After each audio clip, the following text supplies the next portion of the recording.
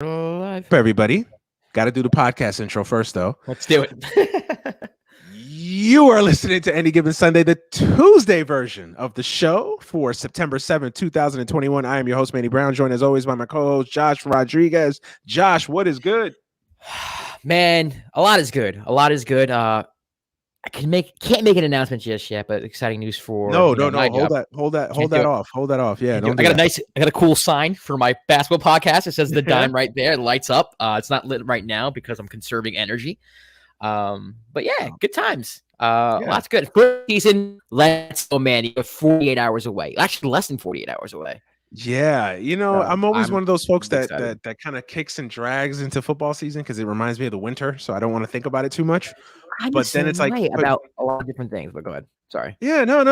Like sports seasons, the seasons in sports always kind of remind me of like the yearly seasons or whatever. And it's like with football, I'm always kind of like, of course I love football, but it's like, that means fall. It eventually means winter and dreariness and cold and whatever. But I wait to that last week where I'm really gonna feel okay. And I think it helps when college football returns. Like that's when I really kind of like. I'm big on college football. I know you're not. I know you're not. I am. I'm a huge college football. I actually enjoy college football more than I do in the NFL. It's crazy. Are you serious? I hate college football. I despise college football. I hate what college football has become now, but I grew up loving college football.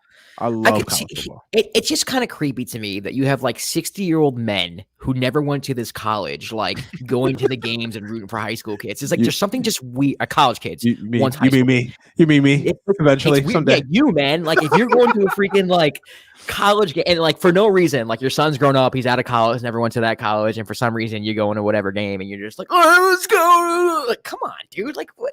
It's and the game looks so amateur. Man. Jesus, I know. I'm sorry. I love you though, man. I love you. It's I've never been to the state of Nebraska, but I'm a huge Cornhusker fan. Like, are you? Yeah. Did I not? You're a Cornhusker fan? That's your squad. Fan. That's my squad, man. Manny, stop it. Are you serious? That's my squad, man. That is my squad. Oh. I'll tell you, there's a reason why. Because people ask me all the time, like, how the fuck do you root for the Nebraska? Like people know why I'm a Duke fan. They know I'm a Duke fan. When it that makes sense. Someone doesn't have to explain why you're a Duke fan. I get why. But Nebraska, like that's the first team I really started watching when I was young. I would watch in the 90s. They were good in the 90s. Nebraska was Alabama. Like people don't understand that now. Like for the younglings out there, Nebraska used to be Alabama. Like Nebraska was what Alabama is now. Like they were the it team. And then so, I was just sitting there, and of course, growing up in the Northeast, we didn't have any real like college football on that level.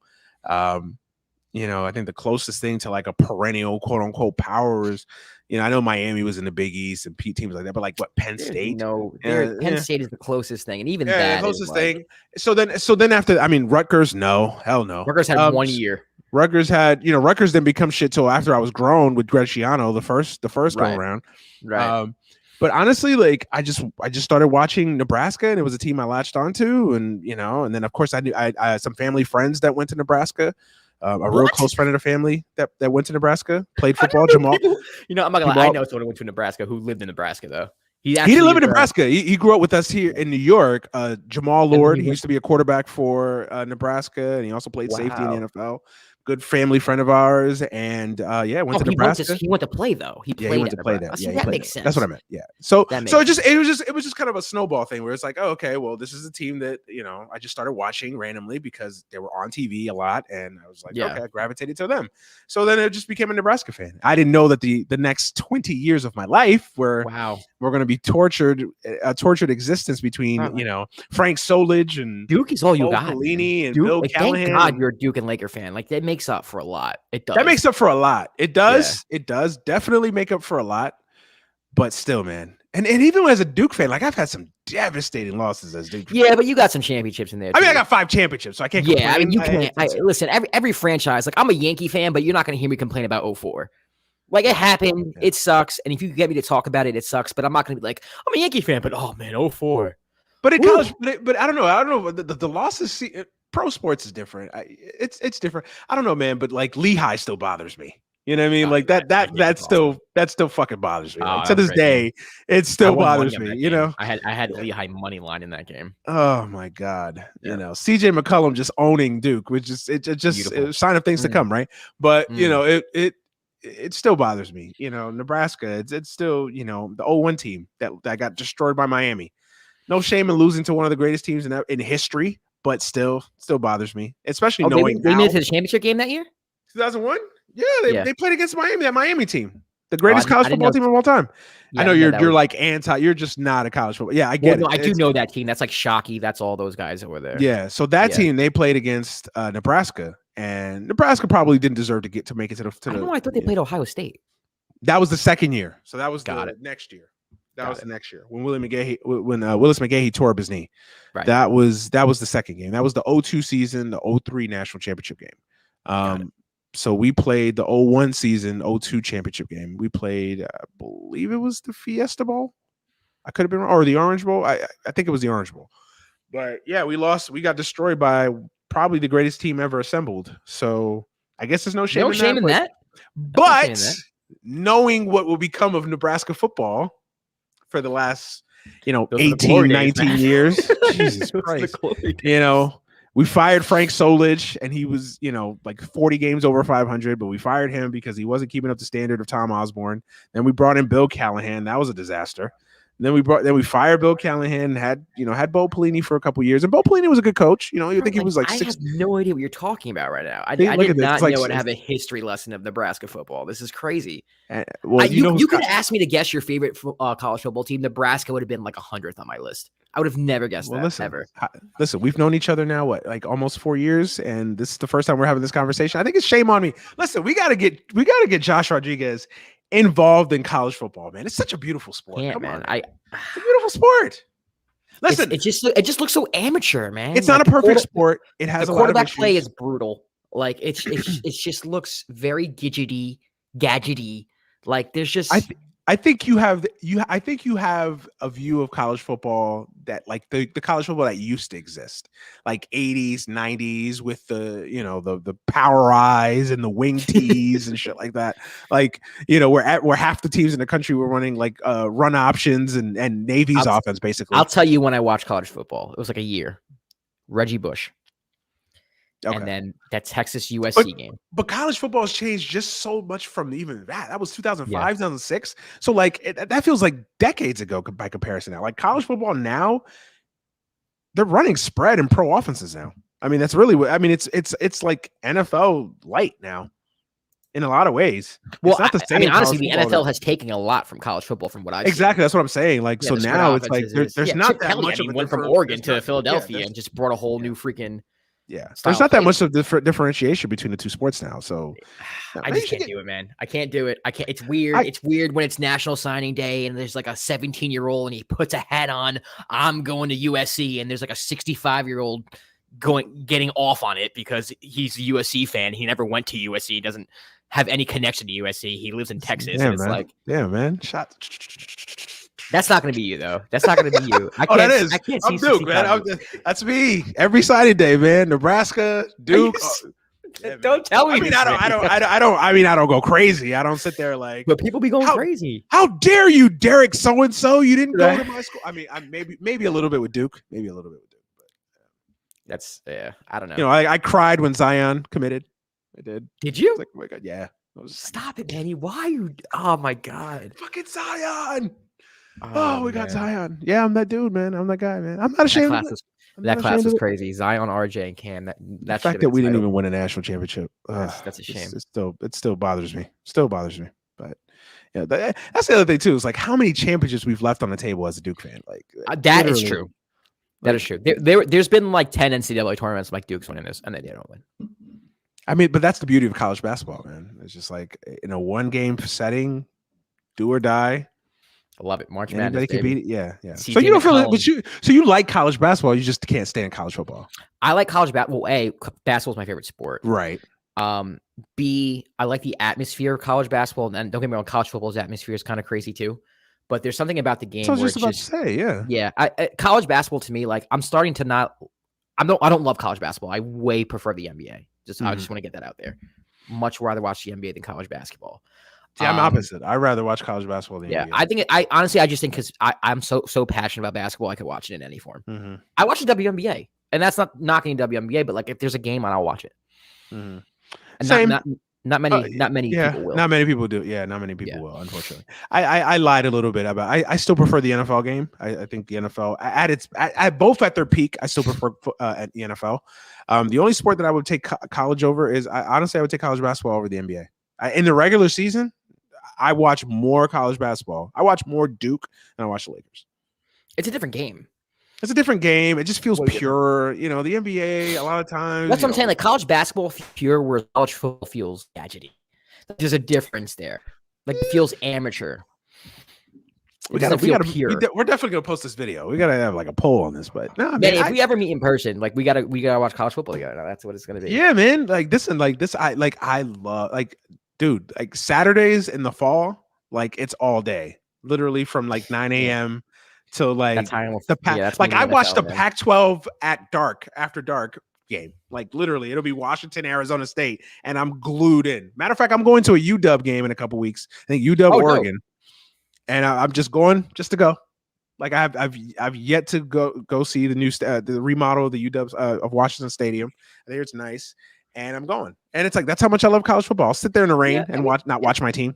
And you know how it is in the Northeast, man. I mean, you grew up there too, so it's kind of like what it's like. It's, I mean, I know you moved, but like that like it's non-existent, like non-existent in the Northeast. Yeah. So growing up, like I gravitated to other things, and I see college football. I'm like, I don't care about this. Who am I going to root for? Yeah, no, I get it. Yeah. I get why folks like. I have a lot of friends that just don't watch college football, man. I get it. I get it. Yeah. So that's what makes me a unicorn in a lot of ways on that. But yeah, I love college football, man. Like this unicorn husker. That like this past weekend, glued to the TV, literally glued to the TV, all day Saturday. You know, Sunday, I didn't watch as much of the Notre Dame Florida State game because I was watching wrestling. Yeah. But you know, outside of that, you know, I also feel like the Alabamas of the world are so much better than everybody. It's like kind of boring. That is the issue, and I was alluding to that when I first started this whole thing. It's not the game that I fell in love with. Like college football's changed a lot, and I think college football is getting a lot of negatives put out there now because I think Alabama's hurt the sport. I really do. And I'm not saying it's not even fun to watch. Like I turn on the TV for like 2 seconds. They're kicking the crap out of Miami. And I'm like, I thought Miami was good. What the hell is this? Listen, you can say that about every sport. You know, the good teams, the dominant teams. You know, I've always been a believer that you know the old adage that sports fans love dynasties. Everybody loves the dynasties. I think you love a dynasty for about a 5-year period. After 5 years. And Alabama's going on a 15-year run basically now. Right. And it's like Patriots after a while. No, after a while. Like after basically 2007, and the Patriots still kept being good and still after a while it just got boring. Like and I think Alabama's hurt the sport. I think Alabama is too good. Like look at this year. Like the biggest you want to know my recap on this past weekend right now? I don't think anybody's beating Alabama this year. But that's every year. Like I hear that every year. But like literally, it's every year now. And the reason I say that this year because I don't think the SEC is that good. I think Georgia's defense is great. I know they were missing some starters on offense, but the same issues with Georgia still exist. Their offense. I hate their offense. I hate their offense in big games. I don't trust Kirby Smart in a big game offensively. So Georgia's the closest team to them defensively. But to beat Alabama, you got to score. And I just don't see an offensive team that can score with them. I don't. Clemson, no. Didn't Clemson lose? Yeah, Clemson lost to Georgia. Yeah. Oh, to Georgia. Okay. Clemson lost to Georgia. And yeah, I didn't love the Clemson. Auburn's up and down every year. They fired Gus Malzahn, which I don't understand. Ohio State's the only team in the country offensively that can match Alabama, but Ohio State's defense is shit. I don't love their defense. And I think that young quarterback he would scare me because I think he's going to have an up and down year. He'll have moments of brilliance like he had the other night against Minnesota, but then he'll have moments where he's a freshman quarterback. So it's going to happen. But yeah, I don't think Ohio State's there. I think they're the closest one offensively, but everybody else in the SEC, like Florida's quarterback didn't impress me at all. They struggled. Like I said, I talked about Georgia, LSU. We talked about that. Georgia lost. Yeah. LSU lost to UCLA, so that automatically disqualifies them. South Carolina, Kentucky. There's nobody in the SEC right now. The SEC is down this year, in my opinion. Pac-12. I know it's one game. Oregon, SC is going to be SC, and Oregon is going to basically decide the Pac-12. Yeah, nobody in the Pac-12. Oklahoma's defense is always a question mark. So nobody in the Big 12. There's nobody. Nobody. Michigan's whack. Michigan, Michigan will listen. Law of averages will tell you Michigan will be a little bit better this year, but they'll lose. They finally have their quarterback. Cade McNamara is good, but yeah, will they beat Ohio State? Yeah. They lose them all the time. I feel like every time. I think I'm going to go out on a limb and say that Michigan will finally beat Ohio State this year. I don't watch college football, but every year it's like they do. And all rivalries. It is the best. Ohio State, and then it's always like Ohio State wins. it is the best rivalry in college football. It is North Carolina Duke for college football. Is it? But yeah, it is. It is. There's nothing. I mean, the closest thing would be Auburn, Alabama. Okay, but as far as just Ohio State passion, intensity, history, I'd say the closest thing would probably be Alabama, Auburn, Texas, Oklahoma, maybe.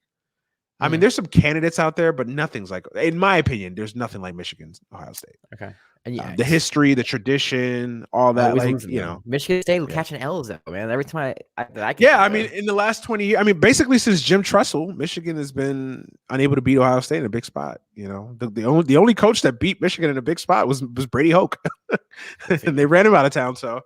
But yeah, I just don't think anybody's beating Alabama. I mean, honestly, Alabama's biggest opponent, the biggest weakness is Alabama.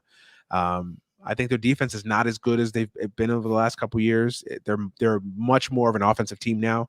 So if they have injuries or their offense struggles, that can be the only thing that can slow down. I don't love the SEC this year. So I think they're going to waltz through the SEC. Like I think they're basically going to go undefeated against the SEC this year. Okay. I think the playoffs has hurt college football. That's the other thing. I think it's crazy. I think I missed the BCS. I hate it. I used to pre-podcast days. I used to basically just rant for hours upon hours about how bad the BCS was, and now I miss it. I think the college football playoffs have hurt college football. Why? They've devalued the regular season now. Manny, how do you devalue the regular season? Only 4 teams make the playoffs. Only 4 teams make the playoffs, but look at it, right? So you have 4 teams that make the playoffs, right? But it's the 4 same teams every single year. Is it? Because Ohio State, Alabama. It's Ohio State, Alabama. Like this year, right now, I can tell you right now, it's going to be Alabama. It's going to be Ohio State. Clemson lost, so that kind of hurts that, but Clemson plays in a garbage ass conference, so Clemson will probably still be there. It's going to be Ohio State. It's going to be Alabama, Ohio State, and Clemson, and then that 4th spot is either a second SEC team, in this case Georgia, maybe Auburn, Oklahoma, or Notre Dame. So that's basically literally that is going to be it. So you just rather the BCS be like just choose Alabama's opponent, basically.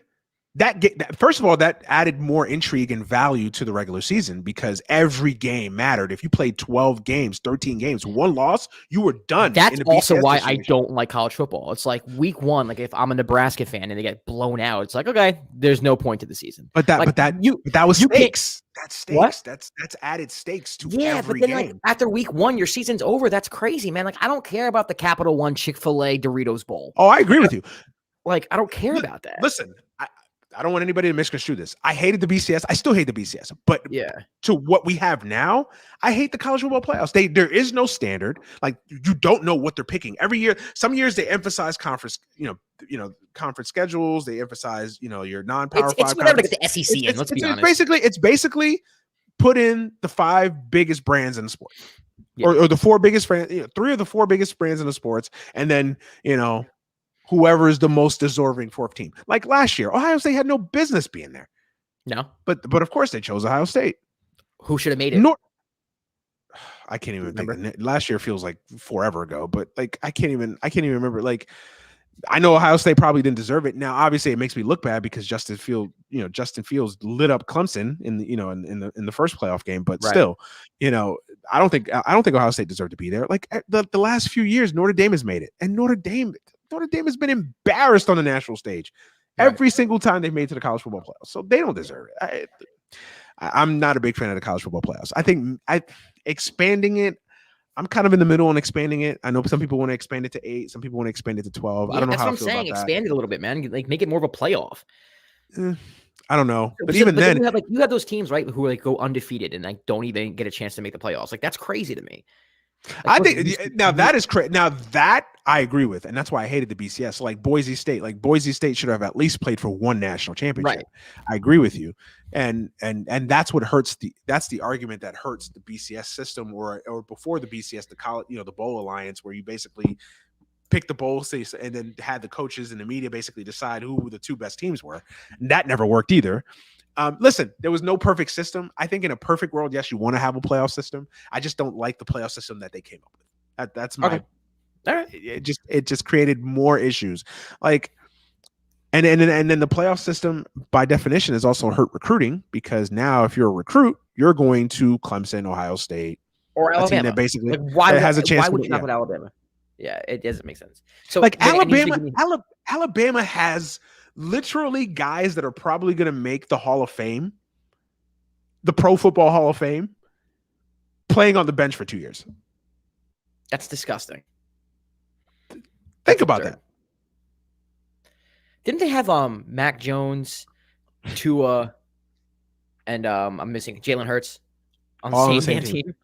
And all 3 of them are starting. All starting quarterbacks in the NFL right now. Now, I think all 3 of them are not great quarterbacks, so that's a whole nother. That's still crazy. That's a whole nother. But they are. I never thought we'd see another Miami, basically, because Miami, to me, still Miami, top to bottom. Miami has that swag, man. That we'll never see that swag again. Yeah, we'll never see that again. But like, Alabama's not Miami as far as the level of talent, but they're the second closest. Yeah, they're just and it's like. It's Nick Saban. It's Alabama. He basically walks in, puts his rings on the table, and it's like, yeah, come here. That's crazy. You need to give me homework, man. I need homework. Give me some homework. Listen, man. I think you just need to. Listen. You don't need to be like a diehard college football fan. You know what? USC. I live about like 10 blocks from USC. SC. UCLA. Listen, UCLA. UCLA looks like they're going to be. UCLA looks like I'm not going to say UCLA's back, because that's the favorite thing college football fans love to say when their team wins a big game. Me included. Nebraska beats Oklahoma in a couple weeks. I'm gonna be fucking sitting there saying, "Yeah, we're back." No, but UCLA looks like finally they're out of the doldrums. They did beat LSU. This LSU is not as good as obviously the team that won 2 years ago, but it's still LSU. It's still LSU. It's still a marquee win. UCLA might be a fun story to watch. See if they can recapture some of that glory. Yeah. SC is always fun to root for. Honestly, man,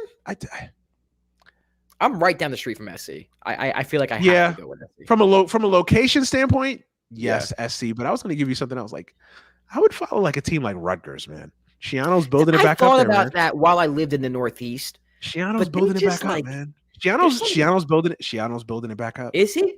Yeah, they'll be back in a few years.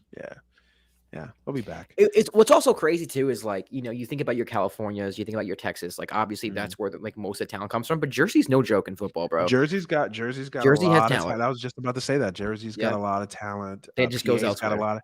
PA's got a lot of talent. Ohio's got a lot of talent. It's about recruiting, man. More than any other sport, that's the difference. I feel like college football is than college basketball. College basketball is definitely about recruiting, but it's also about player development. Yeah. As opposed to college football, where it's just like it's about recruiting, man. You got to recruit in college football, man. Yeah. And I'm not saying you got to recruit at Alabama's level, but you have to recruit. Yeah. And then it's twofold, because you have to recruit and then you also have to develop. And that's the issue that's killing Nebraska. We've done a pretty good job recruiting. We just can't develop our players. And that speaks to coaching. And Nebraska lost this past weekend? No, they won against Fordham. They lost to Illinois. Florida? They lost to Illinois in week 0. So yeah. Fordham. Like they won 52-7. Yeah. Like Fordham Rams. Yeah, Fordham Rams. Yeah, man. Yeah. Hey, listen. Yeah, they do have a football team. They're FCS. They're FCS. Listen. I'll take every win I can get as a I did not expect them to beat down a team from the Bronx like that. Like that's funny as hell. It is, man. I mean, Nebraska should win that fucking game. I'm still pissed off that we lost to fucking Illinois, but I Wait, won't does that bore count on your everybody. record, the Illinois game, or is that preseason? Yeah. Week 0. Oh, so So college football the last couple of years has been doing this like week 0 thing, where it's like they'll have 1 or 2 marquee games that start before all the other games start, and that was one of them. Week 0. Yeah. So Nebraska was pretty much the only like main game on. Not this past weekend, but the weekend before, and we lost that game to Brett Bielema, who hadn't coached in like 4 years, and Illinois. Illinois has been right the past few years, from what I remember. Right? No, no, not bad. I mean, Illinois has been terrible. Football, yeah, they've been terrible. Lovie Smith got fired a couple years ago. He was the last coach before Brett Bielema. Wow. Yeah, I need that. Yeah. So. Yeah. Okay. Well, there we go. I need. Listen, I think I've talked about the most college football on this show in forever. So it was interesting, man. Listen, I love college football, man. You could tell I want to talk about it. I want to talk about it, but I gotta watch some SC games. We'll talk about it. Yeah, listen, we're both out here in the West Coast, so SC would probably be the most convenient of all the teams to watch. Yeah. But yeah, man, just find it. Honestly, you don't even have to like follow a team specifically, man. Just kind of follow the big storylines. Find a fun team to kind of follow, and just kind of latch onto them. Follow a story or a player that's coming out of nowhere to like be in the Heisman Trophy consideration. That's always fun. Got you. Like I remember, I had to do a project. I had to do a project on that. I had to do a project on freaking Noshawn Moreno. Oh wow, Noshawn Moreno. Oh wow. Jeez.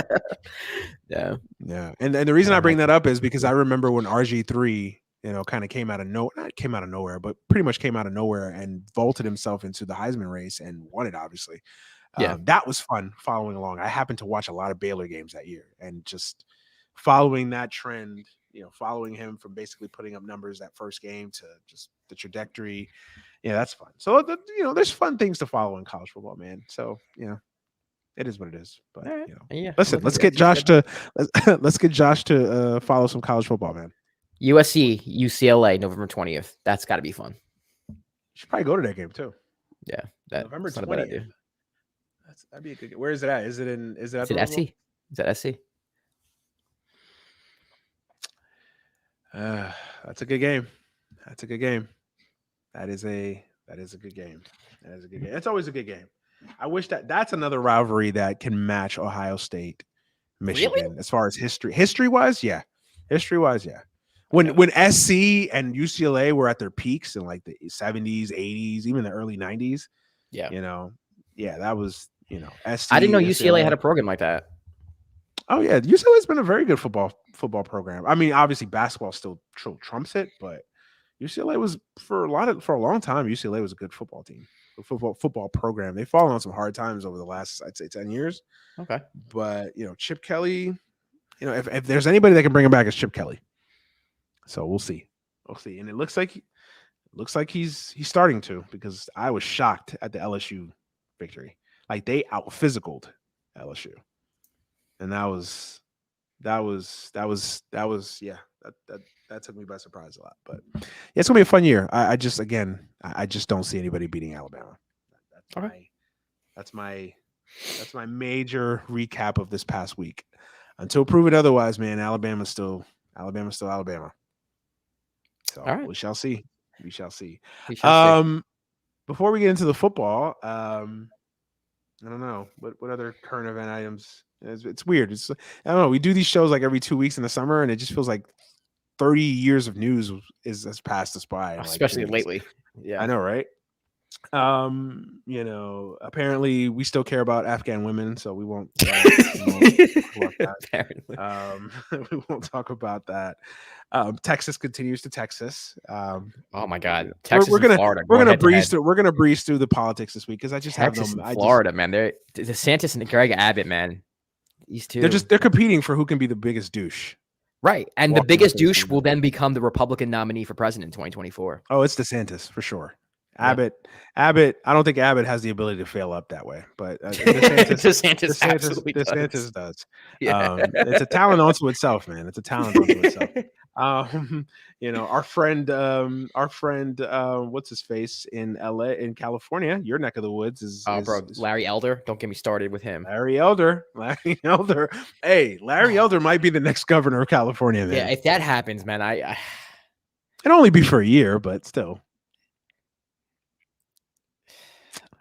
Gavin Newsom, man, he's in trouble.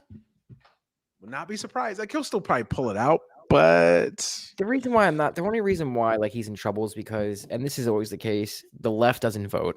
The right votes. The right will fucking go out and they will go to the booth and they will take care of business. And I did not know so many people hated Newsom like that.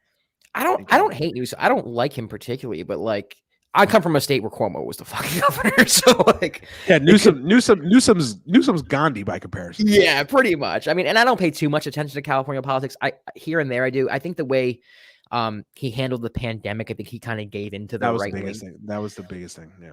And that's the crazy thing too. It's like this dude like gave in to y'all and you are still like hammering him home like he didn't do it. Like it's like from my perspective, it's like, yeah, like, why did you listen to these guys? Like California, like when New York was being hit, like during that first wave, California was fine. Like they were doing okay.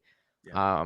But you know, and the whole country in general, it's like I feel like all these governors, the federal government, they got Fauci, even like the CDC got all this pressure from like anti-maskers, and they just decided to fold earlier than they should have, and look at what happened. So that's my critique of Newsom, like the conflicting messages. We were talking before the show about the conflicting messages between the health officials. Newsom, the same thing. Wear a mask, don't wear a mask. You know, lockdown, no lockdown. It's confusing, and no matter what you support, you don't like that because you just want one central message. So that's where he went wrong. Yeah, but the crazy thing, he wasn't even recalled because of the pandemic. He got recalled before the pandemic, which a lot of people don't know. Yeah. That's the funny part. Yeah, I agree, and it's crazy, man. I think, like I said, I think he still will survive, most likely. But yeah, it's man. If Larry, because if it's not Newsom, it's Larry Elder. He's it's Larry Elder. Oh my god, which is like I had to talk a friend off the freaking ledge of Larry Elder like in 2016. Showed me like an appearance that he made on Dave Rubin's podcast because Dave Rubin credits Larry Elder for hitting him over the head with facts about racial inequality. I have a friend, I'm not even kidding you, who I text every like 3 months, just the sentence, Dave Rubin is a moron, don't you forget it. Hope you're doing well. just to make sure he doesn't fall down that path. Oh my god. Larry Elder. Ugh. Jesus Christ. I can't even imagine that. But yeah, no, listen, Newsom's in trouble, and we'll see if he can pull it out. I think he will ultimately, because I don't think Larry Elder is the Schwarzenegger type figure that can get people to vote for him. There's not much excitement around Elder. It's more just hatred towards Newsom. That's what, and even sometimes that's enough. Well, that's the thing with the recall thing, because right? if they vote to recall him, it's whoever gets the most votes after that. So Larry Elder could win with like 14% of the recall votes and still freaking. I think he's got to get to a certain threshold, though. I think that's the rule. I don't know that. Maybe he does. I think there's a certain. Anybody who's watching or eventually going to listen from California or knows the rules with these recalls. These recall rules are always a little weird, and I'm always a little hazy on what the exact rule is. But I think you do have to get over a certain threshold. Like I don't think you could just get like 9% and still win. I think you do have to get like over a certain threshold. But I think if you could get to something tells me like 20% or something like that. I'm not even sure. Again, somebody correct me out there. I'm trying to figure it out, but Google's failing me. But yeah, if he gets, it's not a plurality. It doesn't necessarily mean he has to win the most votes or has the most support. He could fucking win the office of the fucking governorship of California on 18% of the fucking vote, and he's the governor of California. So I just cannot believe that there are people who like consciously like vote for that type of platform. It blows my mind every time I talk about it. Every time. It just does not make any sense to me. It doesn't. Blows my mind too, man. But I'm almost numb to it now. I don't even. Oh, me too, man. Like I used to tweet something political every day. Now it's like once every 2 weeks for me. And I tweeted something political yesterday, so you won't hear from me again until October. I can't do it anymore. I don't have the energy for it, man. Yeah. I mean, I shouldn't say I don't have the energy. I still have the energy for it, but it's just like, what's the point? Because it's like I'm not in the business of convincing people anymore. It's like realistically, you're going to believe what you want to believe anyway. So at this rate. I think I'll do more engaging with normie Democrats than I do Republicans. I don't fight with Republicans at all. Like I have no reason to fight with you. Listen, if you want to believe in my goal is to bring normie Democrats to the left. That's my goal right now. Fuck, we're failing so bad at this shit. Jesus Christ. We're failing so bad at this shit. Oh my God. But yeah. But listen, we didn't want to talk about let's not go down this. Let's not do it. Let's not do it. The Mets continue to be a disaster and a topsy-turvy. Yeah, Jesus Christ! Like out of all the things the Mets could do last week, obviously the thumbs down. We missed the thumbs down controversy or whatever. Then of course Zach. Then they rip off like 6 straight. Right. And then of course, like once you think like everything's starting to quiet down with the Mets, like oh my God, maybe they're getting on a run here. Zach Scott fucking drives drunk and gets pulled over, pissy drunk. Of course, coming from Steve Cohen's house. Now, some folks tweeted that, listen, there was a 7-hour gap between when he left Steve Cohen's house, a Met function, to when he was actually, stopped or, issued the DUI or whatever. So clearly he went somewhere else. I don't think he left and it took him 7 hours to get where he was going or get to the location that he eventually got pulled over at or stopped at. But yeah, I mean, it's the Mets, man. What can I say? People ask me all the time. Follow me on Twitter if you want my thoughts on the Mets, because it's like, what can I say, man? I can't even say anything anymore. And they've given you hope again. Last time we talked, there was no hope. Now even after the thumbs down and the drunk, you know what they're gonna do. You know what they're gonna do. You know what they're going to do? They're going to make it to the last game of the season. They're going to make it. And you're in. And then they're going to lose to like the freaking Miami Marlins. Yeah. I don't even know who they played last We play the Marlins, I think, the last game of the season. See, there we go. See, it's just written in the stars. That's what the Mets do. Mm-hmm. And it's going to be Edwin Diaz that blows that game too. Watch. It's going to be 5-1 going to the 9th. 5-1. I know it. Dude, you don't have to tell me. But they're not going to lose. They're not going to lose 6-5. They're going to lose 11-5. Oh my God! I just know it. They're gonna get close. They're gonna get close. They're gonna get close. They're gonna get. They're gonna just. And they're gonna lose to like a rookie pitcher, a rookie left-hander who is 0-2 with a 6.76 ERA going into the game. The game of his life, that game against the Mets. He's gonna go 7 2/3. Dude, I'm starting to think that like we literally I don't know what the fuck we did. Like we must have like made a blood sacrifice to win in '86 or something to like literally come back. The ball between Buckner's legs, like maybe that was some santeria or like a blood sacrifice or something. I don't know what the fuck we did to win that championship in '86, but I swear to God, divine intervention somewhere. Like it's enough. We've had enough now. Like I get 2015 was fun, man. That was a fun year. I mean, I wasn't even a Met fan. Even that because it was like, I mean, listen, it was heartbreaking and it was a 5-game series. It was a close 5-game series. People forget that. Like it could have went either way. But just the simple fact that you went through that, like a team that wasn't even like thought to. I was mad for a month, bro. For a whole month, I was just pissed off. Like the whole month of November, I was just pissed off. Yeah, Terry Collins is actually still walking in the dugout pacing after not taking out Matt Harvey. Like he's still there. Yeah. He's still mad at himself. But as bad as 2015 was to me as a Met fan, because people ask me all the time, like, what's the worst loss as a Met fan? Like, obviously, I started rooting for this team in the 90s, so. I wasn't around for 86. I wasn't around for 88, Mike Scioscia. So I wasn't around for those. But, as a Met fan, 2006, that still to this day. Well, that's honestly, I think any Met fan would say that. I think a 70-year-old Met fan would say that. No, there's some that would say, some would say, I know some that say that some of my uncles will say 88, Mike Scioscia, game 4, 9th inning, Doc's dominating, then the home run ties the game. Of course, they win in extra innings. 88, especially knowing what happened, that team never got back again after that. See, I think that's what it is. Well, same thing with 06. 06, they were never. Yeah, 06. I mean, losing to the fucking Cardinals. Ugh, that hideous Cardinals team that had no business winning. It just bothers me, man. I still have nightmares of Beltran with the curveball. Bro, after Indy Chavez's catch, I would have bet my life, Same. My life. That not only were they winning that game, they were winning the World Series. You have Oliver Perez pitching the game of his life. And yeah, we lose. it's the Mets, man. It's the My Mets, but life, dude. that's my life, I man. would have bet my life they would have won. They were winning the World Series. But hey, enough about the Mets because I don't want to focus on them. Hey, just looking at the calendar, man, in like about 2 months. Obviously, this Sunday, Jets football. We'll talk about that. In about 2 months, or actually, in a month, be Lakers and the senior citizen express takes flight.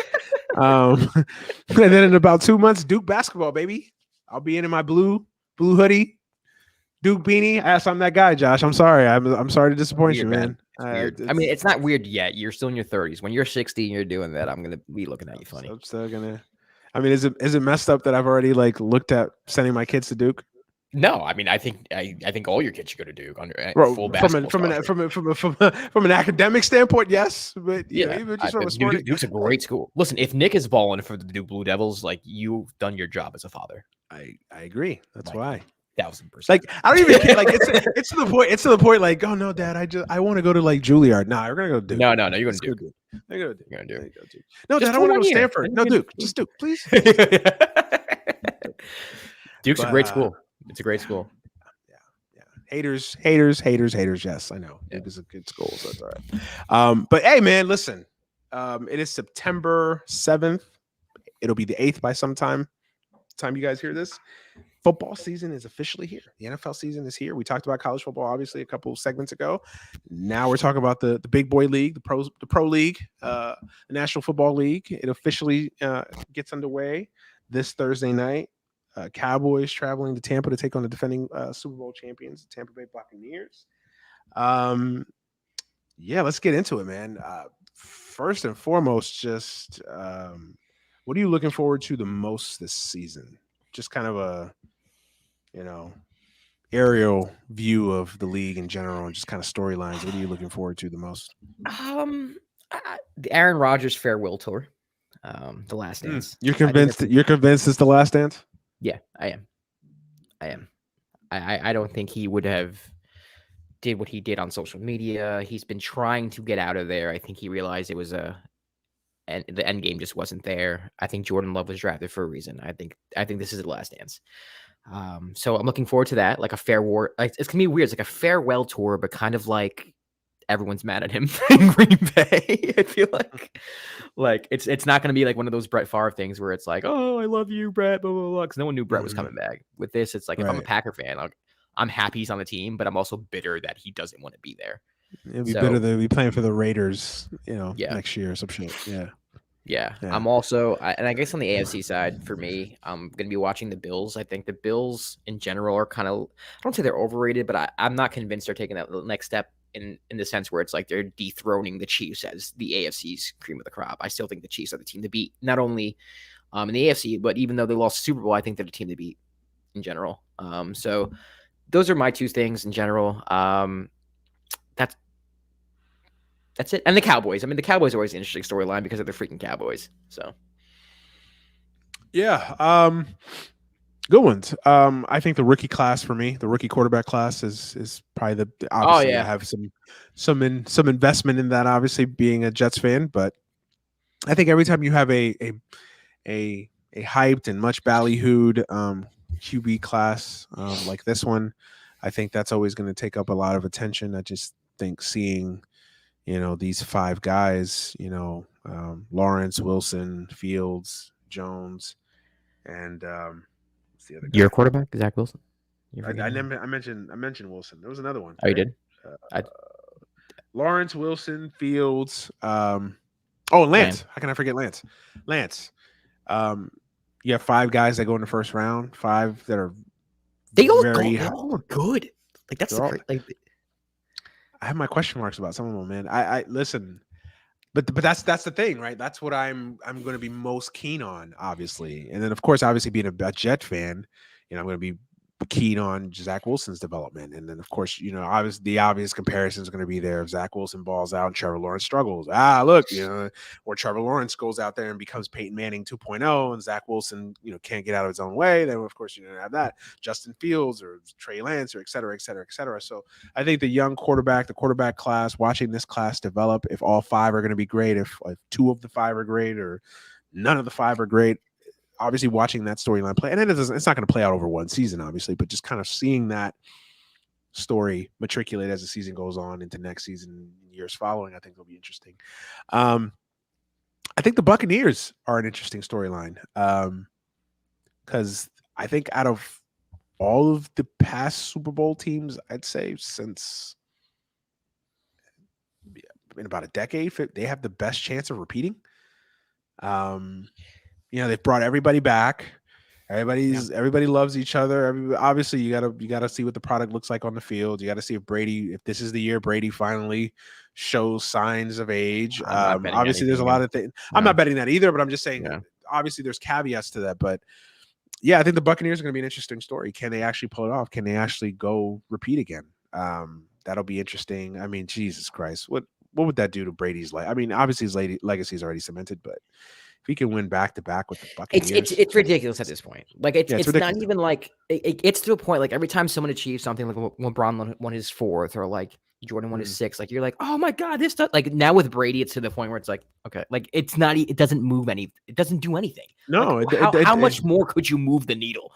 You can't move the needle anymore. It's almost unfair at this point, right? Like it's almost like a cheat. It's ridiculous. It's like he's playing a video game and it's not easy. Yeah. Straight up. Facts, like that's what it is. So, but I do think that'll be interesting to watch. I think the Saints are going to be an interesting storyline to watch. I'm rooting so hard for Jameis, man. Replacing Drew Brees. Listen, we all know Drew Brees was done. I would argue Drew Brees has been done for 2-3 years now, but obviously now he's not there. And Jameis Winston, I've never been a big Jameis Winston fan. I've never bought the hype. I've always felt like he had issues as a quarterback. Listen, not all his fault. He was in Tampa when Tampa was actually a bad team. Remember that? So listen, I think the kid has talent. I'm not going to sit here and say he doesn't have talent, but it's just something between here that has always kind of kept him from really being that guy that I think a lot of people expected him to be. Has he grown up? Has he matured from everything that you read? And if you follow the Saints, people are saying the right things about him, so we'll see. Right. This is his opportunity. It's now or never for him. Yep. I mean, if you blow this opportunity, honestly, he's lucky to have had another one. Yeah, and that speaks to his talent. That speaks to his talent. And then an opportunity like this one to step in on a ready-made, championship contending team. Yeah, I just don't think it's going to work. I would not be shocked if Taysom Hill's the starting quarterback by week 8. That's how I feel too. I mean, I can't imagine Sean Payton putting up with the inconsistencies that he had in Tampa. I mean, you're going to have turnovers. It's going to be what it is. But to me, like, he's on a very, very short leash, And Sean Payton loves Taysom Hill. Loves him some Taysom Hill. Yeah. Taysom Hill's making that money for a reason, folks. Yeah. Let's just put it that way. Yeah. So yeah, I think the Saints are going to be an interesting storyline to watch. I think the Patriots are going to be an interesting storyline to watch. Belichick, can he get this? Can he win without Brady? That's kind of the storyline that's out there, right? Brady won his Super Bowl without Belichick. Now, obviously I don't think Belichick's going to win a Super Bowl, but can he make the playoffs? Can he be a consistently good team without Brady? Is Mac Jones the answer? I think that's an interesting. Obviously, you mentioned that the Cowboys are always always interesting. Those will be the quarterback class, the Bucks, and I would say, and what was the third one I had? I'm sorry, guys, it's late. What was it? I had the Bucks, Jameis, and the Saints. Well, the Saints. I had the Saints. Those were my three, that I had out there. Who's the quarterback or the player that you feel is under the most pressure this season? Lamar Jackson. Really? Yeah. Why is that? I think there's a lot of unnecessary pressure. I think it's unnecessary. First, let me say that. I think this guy gets a lot of flack. I think he's like the manifestation of like he's the epitome of like what people think black quarterback is. I'm just gonna be honest with you.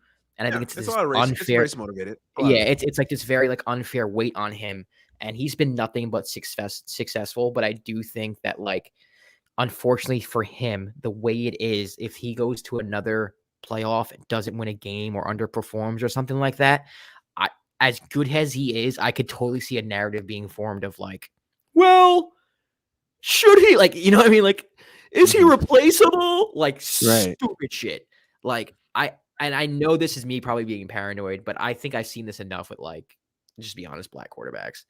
No, Like you're spot Donovan, on. You're spot yeah, on. Yeah. like Donovan McNabb was fucking dope. You know what I mean? Like he went through this in Philly for a while. I mean, while this guy is like the best quarterback the Philly's seen, I mean, ever. Like he's one of the best quarterbacks in Philadelphia Eagle history. Like to me, it's like Still underappreciated. Yeah, 1000%.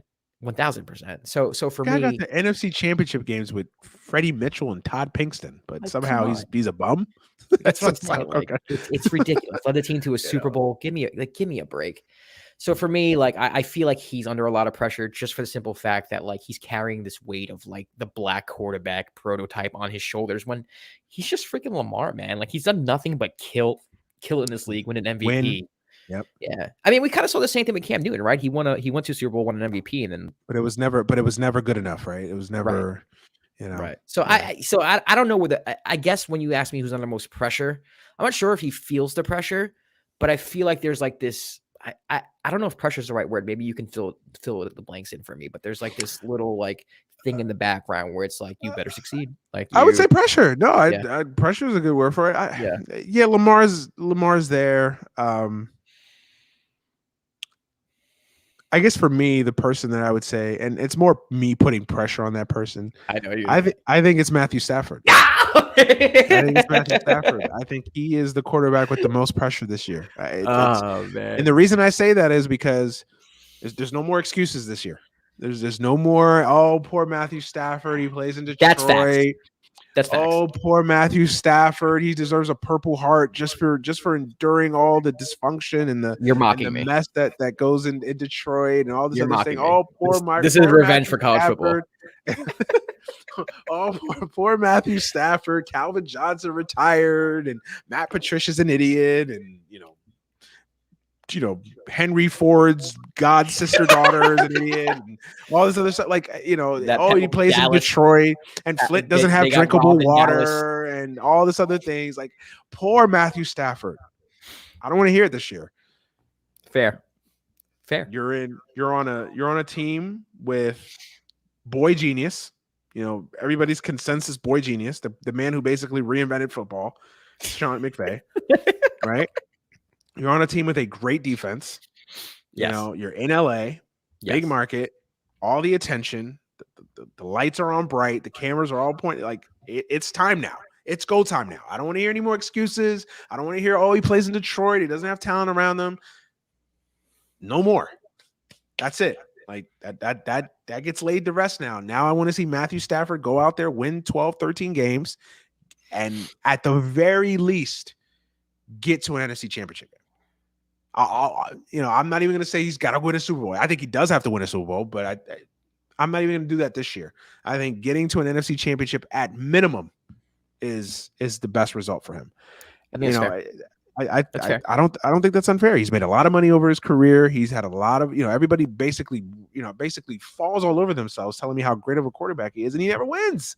And it's always, he doesn't have this, and he doesn't have that. And I'm not just saying you. Others count. Everybody in the NFL world has told me for years that Matthew Stafford is oh my God, like Matthew Stafford literally, like people will tell you Matthew Stafford deserves the Presidential Medal of Freedom because of everything that he's endured in Detroit. Is a war zone. It's Fallujah, right? Yeah. Who knew? It's Kabul. It's Kabul. Do we know what the women's rights are in Michigan? No, but I care about Detroit women. I really do. Right. We all do. We all do. Just don't drink the water. I don't know where. Don't do that. The piping systems from. I don't know. I don't know where all that works, but anyway, man. I think Stafford is the quarterback with the most pressure. I also think Dak is under a lot of pressure. Kind of similar to. Got paid. Similar to Lamar in the sense, obviously skin color, and I think the added caveat of him having, being paid, his health issue being kind of a question mark, a little bit of really a weird situation because you don't know what to believe. The media seems to think that he's still hurt. He's putting out there that he's not, and the Cowboys are putting out there that he's not, but they're concerned. Who knows what to believe? So I think Dak is under a lot of pressure this year. And then, of course, the five quarterbacks. I think they're all under their own unique set of pressure. Obviously, Trevor Lawrence is the savior, so he's got to look like the savior, or at least flashes of the savior. Same thing for Zach Wilson. Same thing for Trey Lance. I think out of all of them, Trey Lance is under the least amount of pressure, just because Garoppolo's there's there. pressure to win in San Francisco. Right. But to me, I think Zach's not under a lot of pressure. I know it sounds crazy coming from like a New York standpoint, but everyone's kind of conceded the Jets aren't going to be good. Yeah. It's a very different type of pressure with Zach Wilson than it is Trevor Lawrence, or it's just even Justin, Justin Fields for that matter. Justin Fields, to me, like I feel like he has a lot of pressure for the simple fact that I think Bears fans' expectations for him is so high right now. The Bears haven't had a good quarterback ever.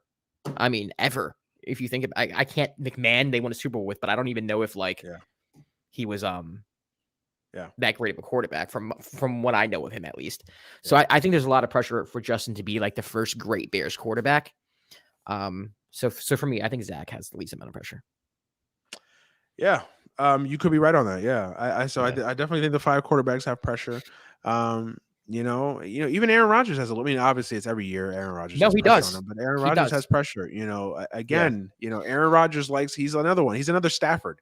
He likes to, his sycophants out there will have you believe that, Aaron Rodgers is basically storming the beaches of Normandy with the, with the Suicide Squad and not the Allied powers or anything. He deserves a Presidential Medal of Freedom just for showing up every day. They do deserve that. They do. But hey, he's another one that you got Devontae Adams, you've got a good running game, you have a decent enough defense, you play in the NFC North, get to a Super Bowl. All this shit that Aaron Rodgers wants to talk about, what? He needs to play better in big spots. So he's under a lot of pressure too. I should have pressure who doesn't have any for whatever reason that I've never seen this before, but Daniel Jones is his name. He's white. That's why. I'm sorry. All right. Oh man. I've never. I mean, it's unbelievable to me, like the amount of grace that New York media has given this guy. He is like even when they criticize him, it's like it doesn't even feel like New York. Like, I can't explain. But it's the fucking Giants, man. That's the media coverage that the Eli Giants had and the pressure, Jets man. get. Eli was getting it. Yeah, but you're right. Because he gets nothing compared to what Eli got. And Eli was. I mean, Mark Sanchez too. I mean, it was freaking brutal. Gino, Sam Darnold went through it. Like Daniel Jones, man. Like they were drafted. Like, come on, man. Like, listen. I'm not saying I want someone to experience the wrath of New York media. I feel like that's a kind of a harsh thing to wish upon somebody. But all I'm saying, he's got off easy. That's all I'm saying. I've never seen that in my life in New York media ever. Listen, it's like he plays for the Nets. It's like he plays for the Brooklyn Nets. Pretty much. He plays for the Liberty. No offense to the Liberty, but let's just no, but it is what it is. They're like 10th on the totem pole. Listen, he's gotten off scot-free in New York, man. Like he's had a charmed life for sure. So I don't understand it. Maybe he's just a really good guy and he won people over. It seems like a nice guy. It's never personal with these guys and the animus with the fans and the media. So, but I don't get it. I think Baker Mayfield's under some pressure too. It's last year of his deal. Even last year, at least for me, it's like, he kind of got to get the title of game manager. Like, but it's just like, is he a championship level quarterback? Is he really? Is he a guy that you can really win a championship? You can. To me, he's Jeff Garcia. But I think you could. I think the right team could have won a Super Bowl with Jeff Garcia. Like, Nick Foles won a championship. Yeah, he's that level. He's not a superstar. I think it's obvious. I don't think Baker Mayfield's a superstar, but can he be a solid, productive, good quarterback for 10 to 12, 13 years in this league? Absolutely. And I think but I think he has to prove that. And I don't think he's proven that outside of like half a season in his rookie year and,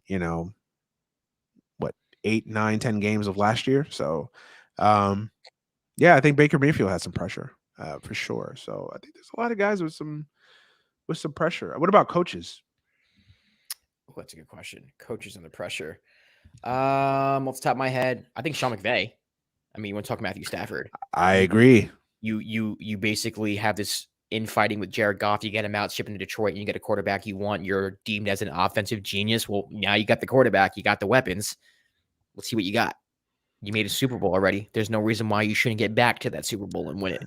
So I think Sean McVay has a lot of pressure. I think why is his name escaping me? Freaking Chicago Bears. What the hell is his name? Oh, Matt Nagy. Yeah, Matt Nagy has some pressure on him. Another boy genius. Yep. I mean, he was a boy genius for like 6 weeks, though. I think everyone's kind of turned the corner on him. Yeah, I would say. You want to talk about gadgety offenses? It's Jesus Christ. Jeez. Yeah, I think he's under a lot of pressure. Kyle Shanahan to me is under a lot of pressure with the Garoppolo Trey Lance situation to win right now in San Francisco. So I would say off the top of my head, but mostly McVay. McVay comes to mind first. Yeah, McVay, you're right on that. And listen, you're running out of people to blame, Sean. No, it's all on him. 1,000% all on him. Because he goes as Stafford goes. You can't blame Gurley anymore. He's not there. You can't blame his knees. They're not there. You can't blame Jared Goff. You got him out of there. Yeah, it's time now. Again, everybody anointed this guy, and I like Sean McVay. I like him. I think he's a really good coach. But the whole world has anointed Sean McVay as Jesus Christ football versions, Jesus Christ reincarnated. And people forget. He's had some clunkers in the postseason. Had one of the worst Super Bowl performances I've ever seen, offensively. Or coached in, at least, in one of the worst offensive football games I've ever seen. Yeah, it's time now. He's got a lot of pressure on him too. Yeah, I would agree with that. Joe Judge. McCarthy. Joe Judge. I don't know.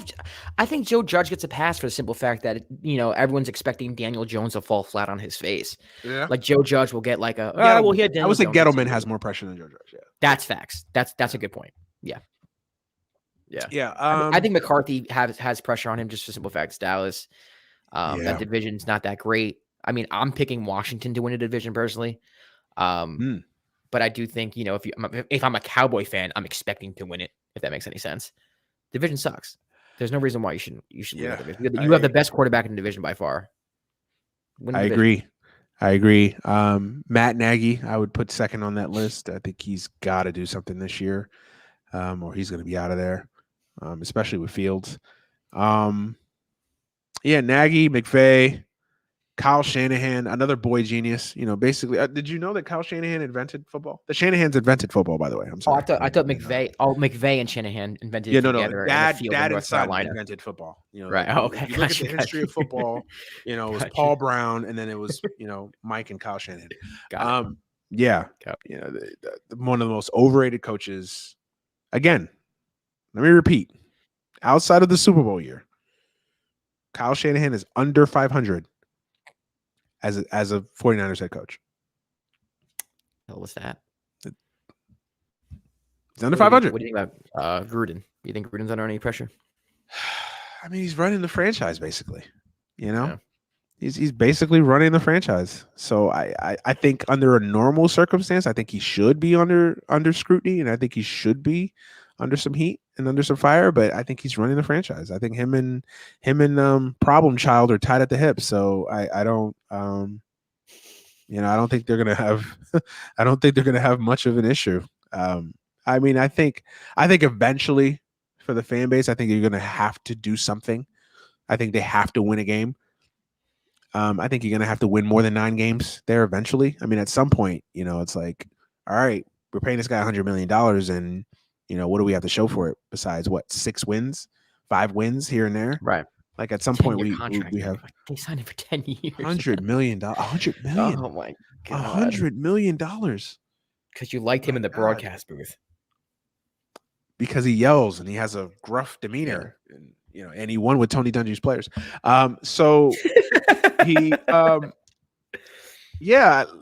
Gruden, I'll say this. Gruden, if I was running the Raiders, he'd be under some pressure, but I don't think he's facing any real heat.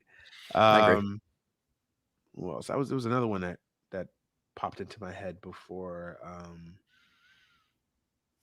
Damn. Harbaugh? Nah, he's good there. Nah, the Ravens, they love him.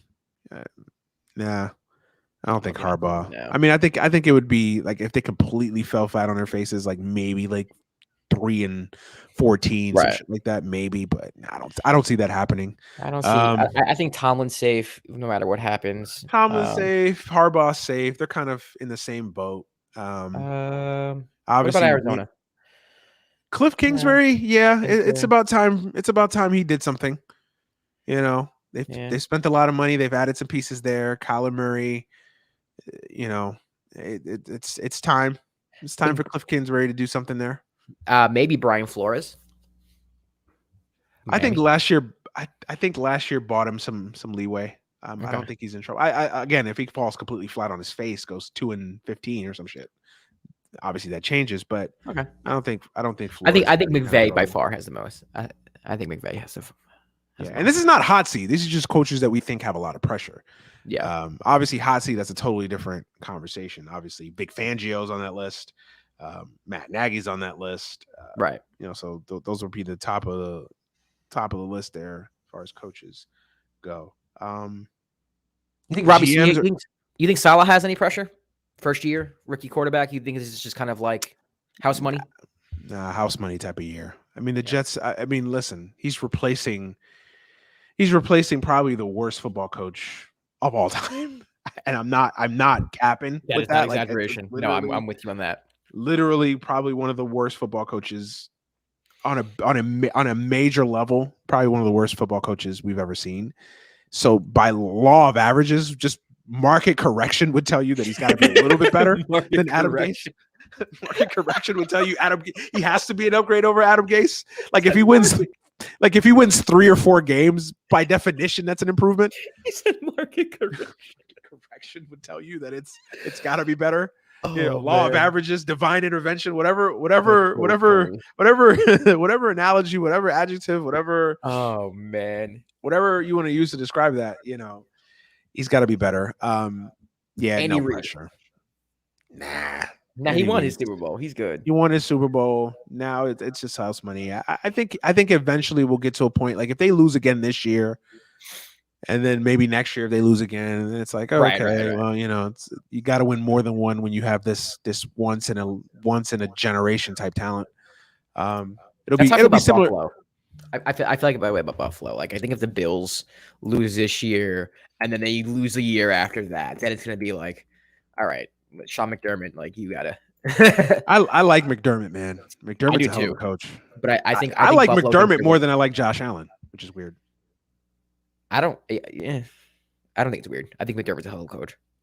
I think McDermott's a hell of a coach, and I hope that Saleh turns out to be in a similar vein. We'll see. Yeah. I like Saleh though. I'm actually looking forward to the Jets. I really like Robert Saleh. I think it's gonna be listen. He's not gonna be Bill Cowher overnight. It's gonna take time. He's a rookie head coach. It's gonna take time. Listen, with anything, if Zach Wilson turns out to be legit, Robert Saleh looks like a genius. And he's the coach for the next 15 years. And if Zach Wilson is Johnny Manziel, then Robert Saleh will be out of there in 2-3 years tops. Yeah. So crazy how you just tied your quarterback like that. That's how it is, man. That's how the game goes. The game goes. So, what's a team that you think is getting a lot of hype that you think is going to be bound to disappoint? You said bound to what? Just to fall flat. Bound to disappoint. Yeah, foul on their face, overrated, whatever you want to use to carry a team that a lot of people are hyping up that you're not buying it. I don't think the Bills are as good as people think they are. I'm just not sold on them yet. I don't think they're going to fall flat on their face. I think they're going to the AFC East, but I think a lot of people are going off the hype of Josh Allen and what they did last year as a surprise team, a fun team to watch. But I can't see them repeating that or even being better than they were. I kind of see them taking a step back. So I guess I would say the Bills off the top of my head. That's a good one. I think a lot of people will pick them because I think a lot of people still kind of feel like, are they really as good as Josh Allen? Really this good? Is the and then really also like maybe Tennessee.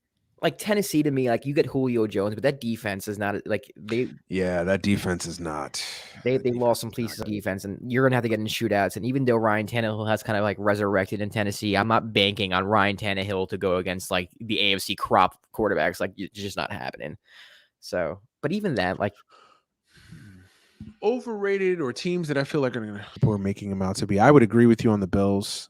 Literally same thing, word for word. I still think they'll win the AFC East, but I think that's more of an indictment on the AFC East than it is on the Bills. I think the 49ers are overrated. Okay. I think a lot of people are just kind of expecting, okay, yeah, last year was an aberration, and they're just going to pick right up and 14-3 and back to a Super Bowl. Like, no, I don't know about that. Listen, I think they're a talented football team. I know I bag on Kyle Shanahan a lot. I mean, I think he is a good, solid football coach. Is he, Paul Brown? No, or he likes to think he's Paul Brown. He's not. But I think they should be a very good team. I don't love that team as much as other people do. I don't think that just automatically write them into the NFC Championship game. I don't see that with the 49ers. I think the quarterback situation leaves a lot to be desired. Trey Lance did not look good in preseason. He had his moments, but and to be expected, the kid hasn't played in 2 years. He hadn't played a football game in 2 years. So I don't know listen, you could be the biggest Trey Lance supporter out there to think that this kid was going to walk out there and basically beat Garoppolo when not playing football competitively for 2 years. I don't care how much you've practiced. I don't care how many quarterback coaches and stuff like that you've gone through and training and all that. You're just not going to do that. But I think the quarterback situation is going to be something that's going to be worth monitoring all year. Their defense, they got a lot of guys coming back. Are all these guys going to be healthy? Everybody just assumes like, oh yeah, Joey Bosa, go on in. You come on in. Like it's going to take some time, I think, to get readjusted.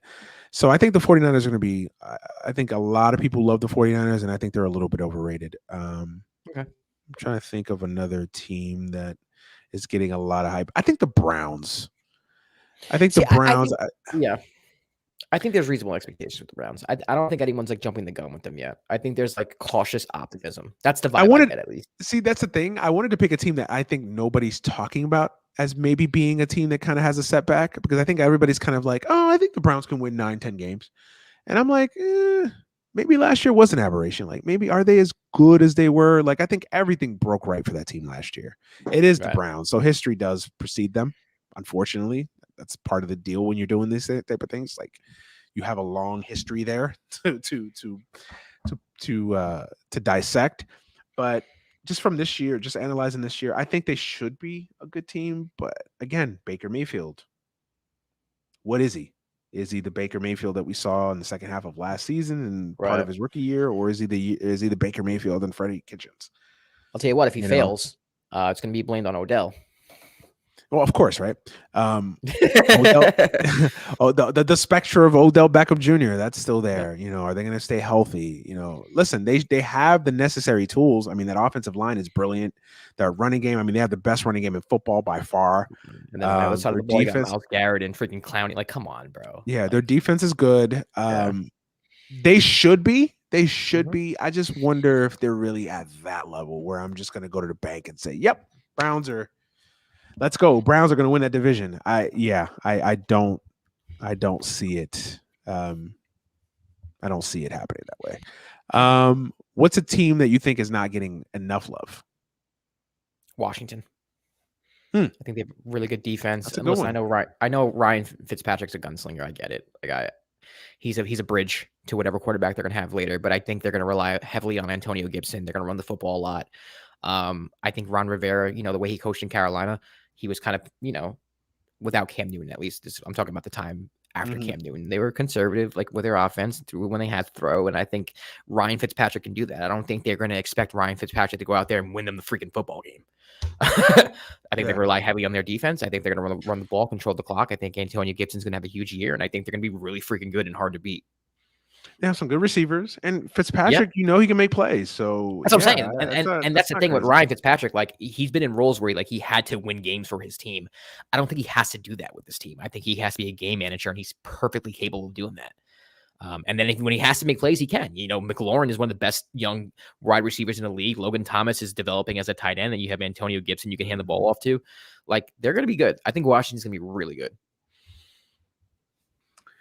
Yeah, that's a good one. That is a really good one. I think Minnesota. You know, I think Really? Minnesota disappointed a lot of people last year. I can't trust Minnesota, bro. Yeah, listen. I don't feel confident about this, but I think Minnesota. I think Minnesota let so many people down this year that I think people are just kind of steering clear of them. I think last year was one of those years where everything that could have went wrong for Minnesota went wrong. Yeah. You know, injuries. You know, the defense fell apart. Dalvin Cook. I mean, all these other things. There's talent in Minnesota. You know, I love the coach still. I don't think it's his fault. I think he's been a little bit unlucky there. Kirk Cousins is what he is, but you know, Kirk Cousins is. I mean, if we're basically saying Baker, you can win with Baker Mayfield. You can win Kirk. I think you can win with Kirk Cousins, and Kirk Cousins is arguably better than Baker Mayfield. So, listen, if Kirk Cousins can play Kirk Cousins style of football, consistent, you know, I don't love him in a big game, but over the totality of a 16, 17 game season, if he can throw 30 touchdowns, you know, 10 interceptions, throw for 3,000, 4,000 yards, a Kirk Cousins types year, like, and the defense is it's bound to be better than it was last year. I mean, last year the defense was so bad. They've made some additions. They drafted some good players. I think Minnesota can have it. I think, listen, they have defense. They run the football. They have a good coach. I think Minnesota can definitely be a bounce back candidate. I'm not betting the house on it. I'm not telling you to go bet the house on it. Right. But I think Minnesota could definitely be a bounce back candidate. I think Arizona is a team that I think quietly I'm not ready to jump on that yet. Yeah. They look good on paper. They look good. I know they look really good. They look really good on paper. The coach still concerns me. I'm not sold on the coach just yet, but I think they have talent. It's crazy. It's weird saying this because I'm still not sold on the coach, and I'm still kind of not sold on the quarterback. I'm not either, man. I think it's an unpopular thing to say. I'm happy you said it first, so I can kind of chime in. It's hard because it's like nothing on the surface tells you that he's not good or hasn't lived up to expectations, but it's just little things with Kyler Murray, like something's off, right? Yeah, it's just like I'm not. Yeah. To me, it still feels very gimmicky with Kyler Murray. I don't love it. But is that Cliff or is that Kyler? I think it's both of them. Okay. I think they're tied at the hip. I think that, you know, I think they're tied at the hip. I don't know. Maybe it's more Cliff than it is the Kyler Murray, but yeah, I'm still not all the way sold. I'm there. Like I got my hand in my pocket. I want to make a purchase, but I'm not there yet with the quarterback. Right. I have to see more. I think this is a big year for him. I think he's under a lot of pressure too. I think this is a year now where Kyler Murray now needs to like officially take that next step. I think for a lot of people he already has. I'm just like, not really. I don't know. It's weird with Kyler Murray. I'm not officially there yet with him. Yeah, I've never loved the coach, so I've never been there with the coach. He's done a better job than I thought he ever would, but still, I don't know if he's to me he's more style than substance, in my opinion. He's a hell of a coordinator. He'd be a hell of a coordinator somewhere, but as far as an NFL coach, a head coach, but we'll see. But listen, they look good on paper. I think they should be a very good team. I think they're. Right now, if you look at roster for roster, I take their roster over Seattle's right now. Top to bottom, all 53. Yeah, I mean, obviously Russell, Russell Wilson, and you know. I mean, I like Seattle. I like Seattle, man. I really do. I think they got playmakers on 3 levels on the defense. I know they were terrible last year. I believe in Russ. I don't. No. Seattle. No. Listen, though, the line, the offensive line. That's where the offensive line. The offensive line. Pete Carroll's coaching. Seattle's a weird team, man. It's like they just go through these stretches where they should be better.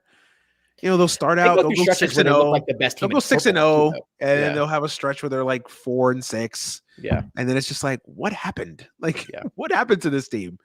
You know, it all can't be Darrell Bevel, so it's not. You know, you can't or Schottenheimer. Their running game's still not great.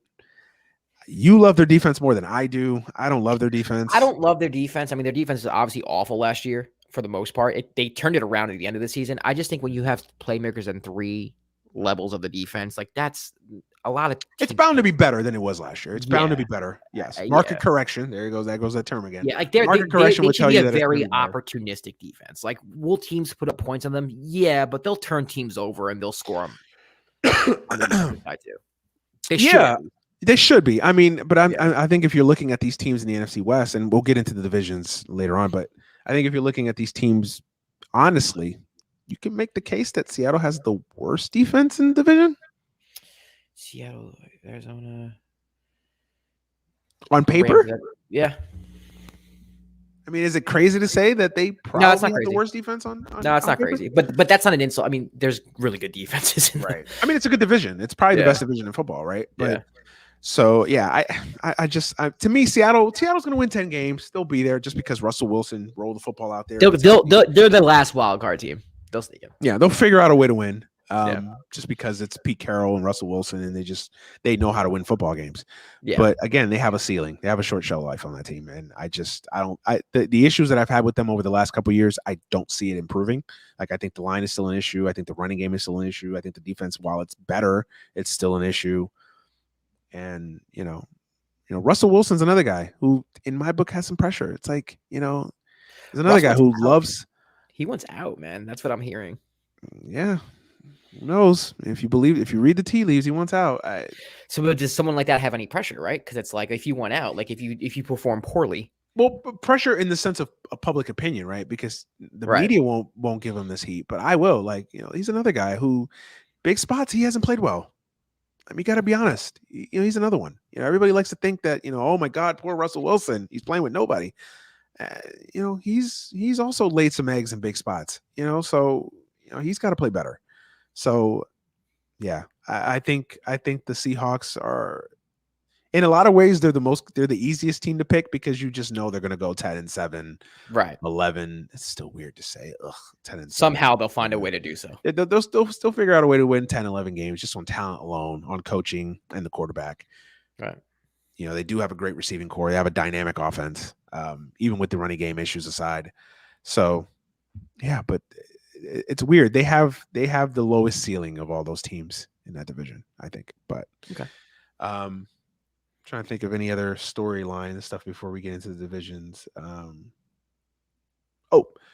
guess we'll close as far as this topic with the quarterbacks. So we talked about the 5 quarterbacks, the young quarterbacks. Who do you think is going to be the best? All of them. Who thinks, like, career-wise or just this year? We'll do this year and then we'll do career-wise. It's fun. Why not? I really mean this with all my heart, Manny. With my heart and soul. No, I love Zach. I love Zach Wilson. I'll say it. Oh God. I love Zach Wilson, Manny. Dude. I'm trying to take a measured approach with it. I love Zach Wilson, man. I watched him play. I know it's preseason. Obviously, you can't take much of preseason. I get it. He just looks like he could ball, bro. I mean, and little things, like, right? So what I do is when I look at a quarterback, like, how's he throw the football? He throws it very well. He has a big arm, but like, just the fact that, like, he's already going through progressions. Like, I could see him going through his progressions and doing it well and completing passes too. You know what I mean? And adjusting and getting out of the pocket correctly when he has to. Doesn't really have cold feet when he has to. Like, to me, man, like, he has it, dude. Like, I think the Jets have finally found their quarterback, Manny. I want to hear it. I think Zach Wilson's going to be the quarterback for the New York Jets for the next 15 years. I am taking a measured approach. I am not helping Zach Wilson. I am not saying anything to the maybe I'm trying a different strategy here. God, I promise. I've had enough. Manny, I like him a lot. Zach Wilson will be, name a quarterback. He'll be Johnny Manziel. That's how I'm going to go into the season approach. If he exceeds my expectations, great. I'm not getting excited. I'm not doing it. What are you thinking, man? Be honest with me. Be honest. Listen, it's too hard. I know it's too early. It's too early to tell. This preseason is been the most unique preseason of all because obviously the circumstances involved. So who the hell knows? Who the hell knows? Who knows what any of these quarterbacks? Listen, the older I've gotten and the more I've watched football over the years, I've realized that the draft is a crapshoot. Nobody fucking knows. Does anybody know? Everybody can sit here and pontificate, this guy's can't miss. I remember a couple of years ago, Carson Wentz was the greatest thing since sliced bread. Can't miss, MVP. Can't do this. Won an MVP. And then what happened? Now a lot of that is injuries, But if I would have told you back in 2017 that Carson Wentz would be playing on the Colts, I'd have told you you're lying. You're lying, right? I would have told you you're no way. So who the fuck knows? Who the hell knows? Nobody knows. No, you don't know. I don't know. Nobody knows. No, we don't. But I'm just telling you how I feel. Listen, we all do our best guess. We all try to do our best guess. Listen, from the things I've seen, I like him. I like him a lot. I'm trying not to get too excited about it because, again, I saw the same thing with Darnold. I saw the same thing with Sanchez. I've seen it with every countless of other young quarterbacks that's shown flashes, and then it's like, okay, nah, this one was a dud. And listen, it's hard with young quarterbacks because circumstance plays a lot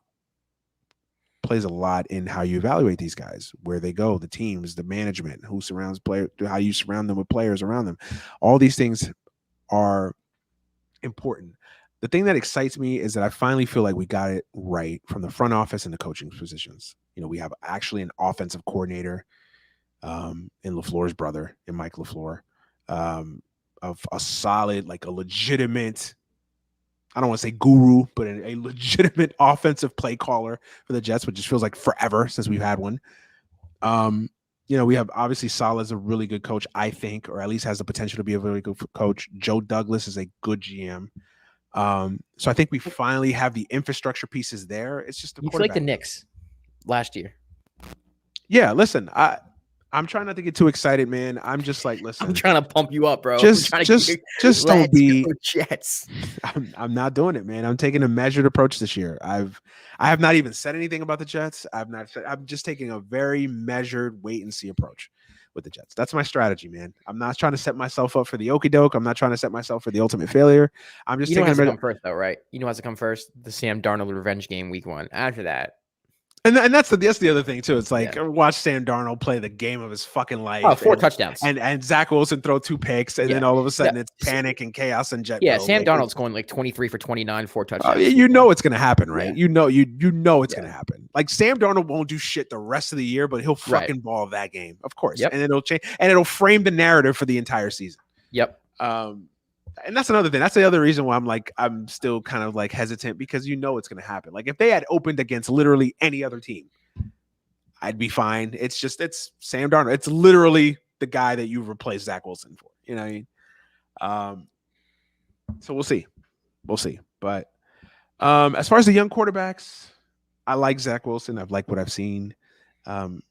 Trevor Lawrence, I still think pound for pound, tools, everything there. I mean, the only issue I have with Trevor Lawrence is the infrastructure. Jacksonville, Urban Meyer, I think is going to be a disaster as an NFL coach. It's already starting. The fact that if that's the case, you got to give Trevor Lawrence like a good 3 years grace period, right? 2-3 years. I think talent alone is what's going to save Trevor Lawrence. I mean, it's just got the raw skills. It's just there. Things you can't teach: size, mobility, the brains, the intangibles. I think Trevor Lawrence has all that in spades, so I think that'll help him. But I think the infrastructure is what's going to keep Jacksonville back, at least this year, maybe next year and beyond. I just don't think. I think Urban Meyer was a bad hire. I don't understand the hire. I still don't understand the hire. Urban Meyer. You signed Tebow. It's like you're doing whatever you can to build a fan base there and create hype. That's really what it seems like to me. To me, build a team and that'll create the fan base. Build a sustainable winning organization. To me, they should have hired Joe Brady. They should have hired somebody else, a young offensive guru, to pair with Trevor Lawrence, not Urban Meyer. I've never looked at Urban Meyer as a oh my God, this guy's gonna kill it in the NFL. I just never looked at it. To me, he's never been to me. He never screamed NFL coach to me. And I don't understand the hire. And so far, just from everything I've read and everything I've followed, the Tebow signing, trying to fit that square peg into a round hole. So Jacksonville, no. I'm concerned with Fields. He had an up and down preseason. You thought Fields would go out there and just completely leave no doubt that he was going to win that job. It's more about Nagy to me, though. Yeah, it's more about Nagy, and then he doesn't have a lot to work with from a skill position type. He does have Allen Robinson, but he still doesn't have a lot to work with. It's hard with these guys. I'm going to say Trevor Lawrence this year. Or actually, no. For this year, I'm going to say Zach Wilson by default. because I think he's going to get the most opportunities. I mean, Lance is not going to start. I think Fields is not going to start right away. Trevor Lawrence, we talked about it with the infrastructure. I think career still, I think it's Trevor Lawrence. I think he's just got everything, man. If you could design a quarterback in a lab, Trevor Lawrence would be the young quarterback. That's the thing. I didn't watch college football. I just knew everything I know about him is like hearsay, like generational talent. He's a generational talent, man. He's basically what Andrew Luck was. Again, if they the infrastructure is the biggest thing with him, and that was the biggest thing with Andrew Luck. Andrew Luck had the talent; it was just the infrastructure, right? Coaching, the offensive line, the protection around them, the weapons. That was what did Andrew Luck in. It wasn't Andrew Luck, his play. You know, the last year Andrew Luck played, he probably should have won an MVP. Like, you know, so Andrew Luck has had talent, and I think that'll be the same thing with Trevor Lawrence. So it's weird, man. I think all five, and that's another thing too. I will say this: I think Mac Jones is a bust. I'm sorry, I'm not impressed. Yeah. I've not seen enough from Mac Jones to sit here and say that Mac Jones is going to be this great quarterback. I think he's a product of Alabama's system. I think he's a product of Waddle, and those receivers in Alabama. I just I don't see it. And as far as who else I think Fields has question marks, man. I had question marks on Fields. Now Fields has raw talent that you just can't teach, but some of the progressions, latching onto too many to one target for so long. Some of the issues that I think a lot of people had question marks with Fields, I think are still present. Yeah. And then Lance, who knows? Lance is the ultimate boomer bust. Like Lance can be great or he can be bad. Yeah. Like I don't see much in between with Lance. So it's going to be interesting. I think this is a fascinating quarterback class to watch. I really do. So we'll see. All right, man. Let's run through these divisions. Man, I wish I had some theme songs playing, but in my head I have them. All right, let's run through the NFC first. NFC East. You got the Redskins, you got the Eagles, you got the Cowboys, of course, and the Giants. Who do you got winning this division? I got Washington winning the division. Like I said, one of the more slept on teams. I think they have the best defense in the division. I think their offense is going to be sustainable enough where they're going to control the clock. And Ron Rivera, to me, is probably he's the best coach in that division as well. So to me, I got Washington. I've got Dallas. Okay. And I know I probably shouldn't pick Dallas, but I just think Dallas has too much. Eventually, the most talent by far. Yeah. I think having Dak back will help. I know Mike McCarthy is he's not beloved in NFL circle, at least NFL fans and NFL Twitter, but I still think Mike McCarthy is a good, solid football coach. He did win a Super Bowl. People forget that he did win a Super Bowl. Like he did help coach in that Super Bowl. But, right. You got to give him, whether you like him or not, he does get credit for that. Yeah. So I think he's a solid head coach. I mean, is he Bill Parcells? No, but he's a good coach. Their defense was so bad last year. It's got to be better, right? Law of averages will tell you it's got to be better. just happenstance. It has to be better, right? We'll see. We'll see. I just think it's Dallas. I think it's going to take 9 wins, maybe 10. That's it. I don't see Dallas going, 14 and. I don't see for Dallas going 14-3, but I think Dallas is going to win this division, and I could see the Redskins. Giants, no. I think the Giants are overrated. I think Joe Judge is convinced the New York media that he's a big time coach. I don't think. I think Joe Judge is a fraud. Your lips to God's ears. You're the Giant fan, so I'm the only Giant fan saying that. Yeah, I don't know because he yells and he makes players run stadium stairs and laps and stuff, and that's gonna get old. And he's got Nuke Rockney in him, and that gets old when you don't win. When you win, that works. When you don't win, but even like so, like you can yell, you can be that type of coach, but you still there's a certain amount of give you need, right? And he doesn't have any of that. Like there's no chill with him whatsoever. I think that act is going to get very old very fast. I've actually said this since the middle of last season. It's one take that like. If it happens, I know for a fact I was the only person saying it at one point, which would make me feel like the smartest man in the world. Listen, you're the only Giant fan I know that's saying it, because they basically have, you guys basically have yellow jackets prepared for Joe Judge, and I'm like, slow down there, slow down. Yeah, This was a guy that nobody else had on their radar as far as a coaching hire. Got into a fight with an offensive lineman coach last year. Like, come on. Yeah. Listen, it is what it is. The Eagles, to me, the Eagles are going to be a disaster. Trash. I there's nothing optimistic I can say about the Eagles. I'm not even sold on Jalen Hurts. The coach hasn't exactly inspired me. So, yeah, I think the Eagles is going to be a long year in Philly. It's going to be interesting, that team too, because if it gets bad there quick, Howie Roseman still has a job though. Apparently, job for life. Job for life. NFC North. Who you got winning that division? Green Bay. Still think they're the best team in that division by far, to be honest with you. I don't think I'm taking the Bears seriously. I know you're high in Minnesota this year, but I can't see Minnesota even coming close to knocking off Green Bay's division. That's Green Bay's division. Listen, they were in the NFC title game last year. And in my opinion, they should have won the Super Bowl. So this is a team that can win the Super Bowl. It's Aaron Rodgers last year. I think he's out to prove something. To me, he would love nothing more than win a Super Bowl and shove it in everybody's face. Big middle finger. So I got Green Bay. I just don't think there's another team in the division that can compete with them. I agree. Green Bay is the team. I don't even. Why even go through the exercise of trying to convince yourself otherwise? I think until proven otherwise, they are the team to be in that division. Even with the drama aside, LaFleur, Rodgers, Adams, the defense is good enough. The offensive line is good enough. I think it's still Green Bay until further notice. I am high on the Vikings. I think the Vikings can be a wild card team. I think the Vikings can at least compete with the Packers. They'll give them a run for their money, but I think at the end of the day, I think it's still the Packers. NFC South, I'll go first here. Bucks. Again, similar to Green Bay. The only thing with the Bucks is just health and mindset. Sometimes when you win a Super Bowl, sometimes you can kind of start the season a little bit of a malaise or adult. You've gone to all the talk show circuits. Everybody's been basically showering you with praise all for 6-7 months, and then it's like, oh shit, we got to actually now play a season. So sometimes you kind of get into that little bit of a post-championship hangover.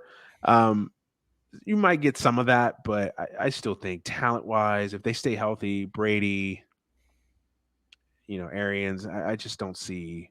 I don't see anybody really challenging them in this division.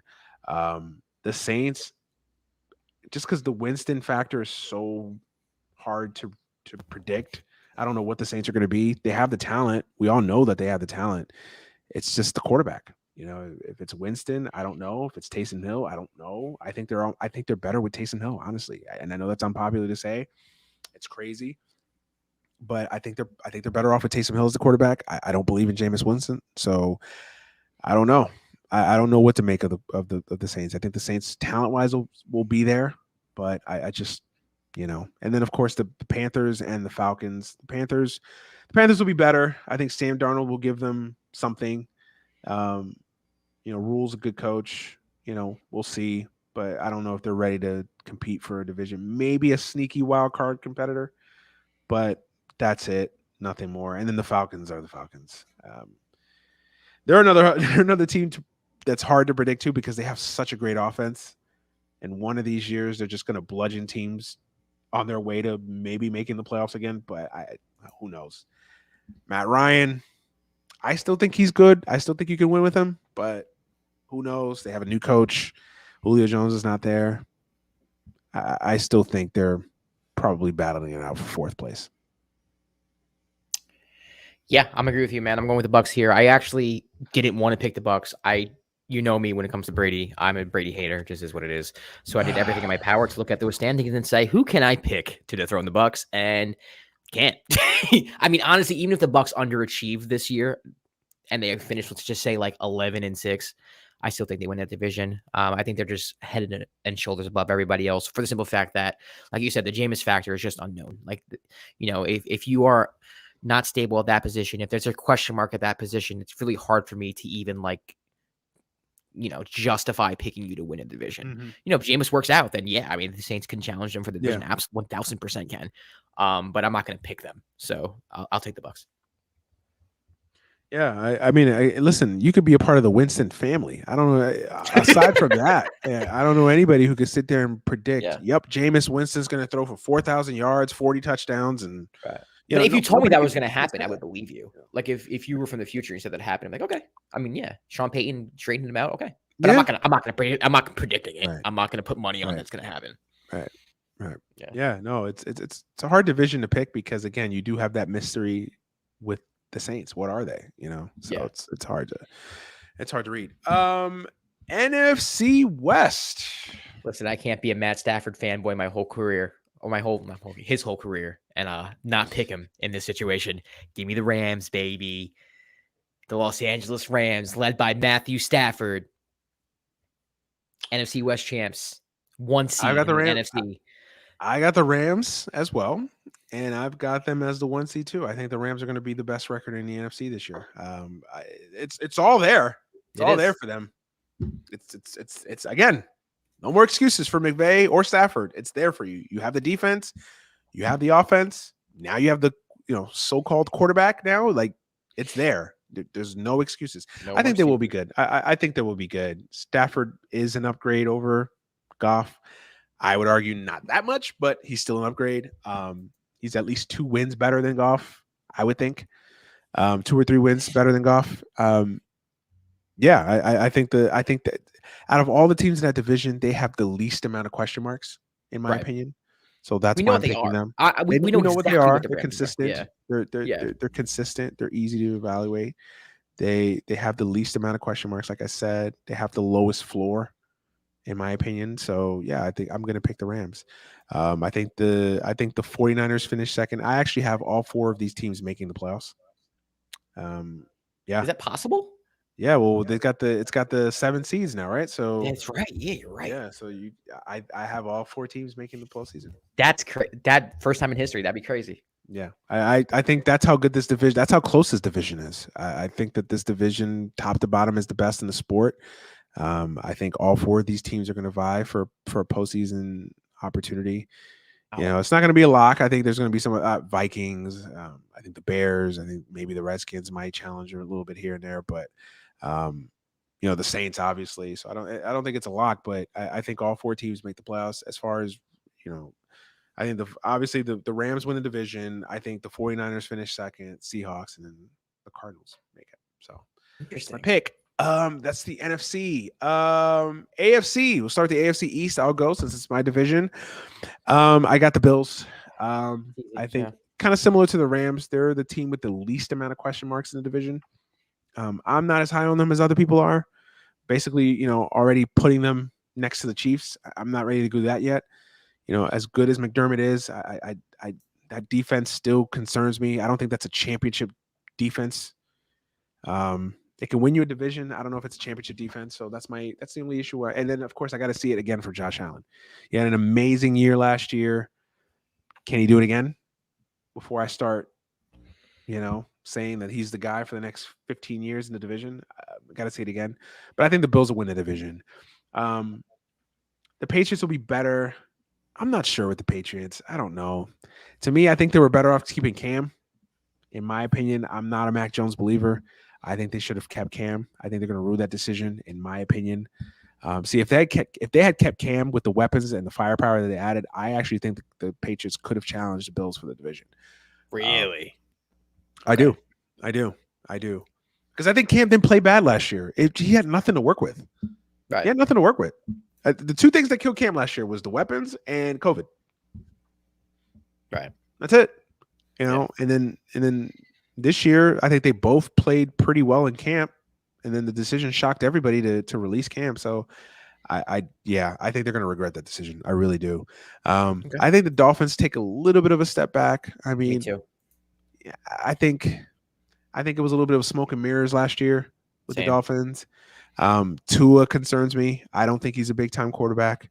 Same. It's just me. I almost think you did him a disservice by all these rumors with Deshaun Watson, which was stupid. I don't understand that. Why would you put added pressure on your young quarterback by also, hey, by the way, we might go out and get, an all-pro quarterback who happens to be a rapist, by the way, too, allegedly. Why would you do that? Like, why would you even add that pressure I to, don't know, to man. getting Deshaun Watson? Yeah, so I think the Dolphins take a step back, and then the Jets. Listen, this year as a Jet fan, it's about player development. This year is about seeing what you have in Zach Wilson, the continued development of Quentin Williams and some of the young guys on defense. Elijah Moore, Michael Carter, the draft class developer. It's a development year. Listen, I don't want them to be a complete laughing stock. I don't want them to win one game, and I don't think they're going to do that. As a Jet fan, I'm happy. 6-11, Okay. 7-10. I think it's more than reasonable as a Jet fan to expect that, and that's a good year. If you come away from this season as a Jet fan and Zach Wilson shows signs, Quentin Williams continues to ascend and become a stud, the coach shows you something, the young players on defense show you something, then I think you've had a successful year. I agree. For me, it's the Bucks, man. I mean, not the Bucks, the Bills. This division, I mean, like I said, I think the Dolphins take a step back. I'm not a believer in the Patriots whatsoever with Mac Jones, and I think the Jets are going to be better than what people think they're going to be. But they're not going to beat the Bills or dethrone the Bills as the AFC East champions. I think the Bills win this division by at least 3-4 games. I don't think it's particularly close. Yeah, I agree with you. NFC North. AFC North, I have the Ravens. Mm. I'm not a believer in the Browns. Not there yet. I do think the Browns make the playoffs. I do think they get in. I think they're very well rounded, but for me, I just when I think of Baker Mayfield, this is what you're talking about. I just don't see him consistently leading a team for 17 games consistently, like to a division title. I just can't see it. And Pittsburgh, I'm not too big of a believer in. I mean, their defense is good. I think they're a little underrated. I think, the way they ended last season, they went on a pretty big losing streak and they got embarrassed in the playoffs. I think people are forgetting that they actually are a pretty good football team and they do have weapons offensively and their defense is pretty good. So I have actually 3 teams in AFC North making the playoffs, but I think the Ravens win the division. I've got the Steelers winning the division. Kind of similar in thinking of all the other divisions that I've picked in the past. I think they have the least amount of questions of all the teams in the division, even though they still have a lot of question marks themselves. Yeah. I agree with you. I think that the narratives have been framed with Pittsburgh. How they finished last year was so disappointing to a lot of people. And remember, this was a team that was 11-0 and completely fell flat on their face to end the year. Listen, are they that 11-0 team? Probably not. Are they that team that finished like 1-6 or whatever they finished in the last, No. I don't think they're that either. I think they're somewhere in the middle. I still think they're probably the best team top to bottom in this division. I think their defense is really good.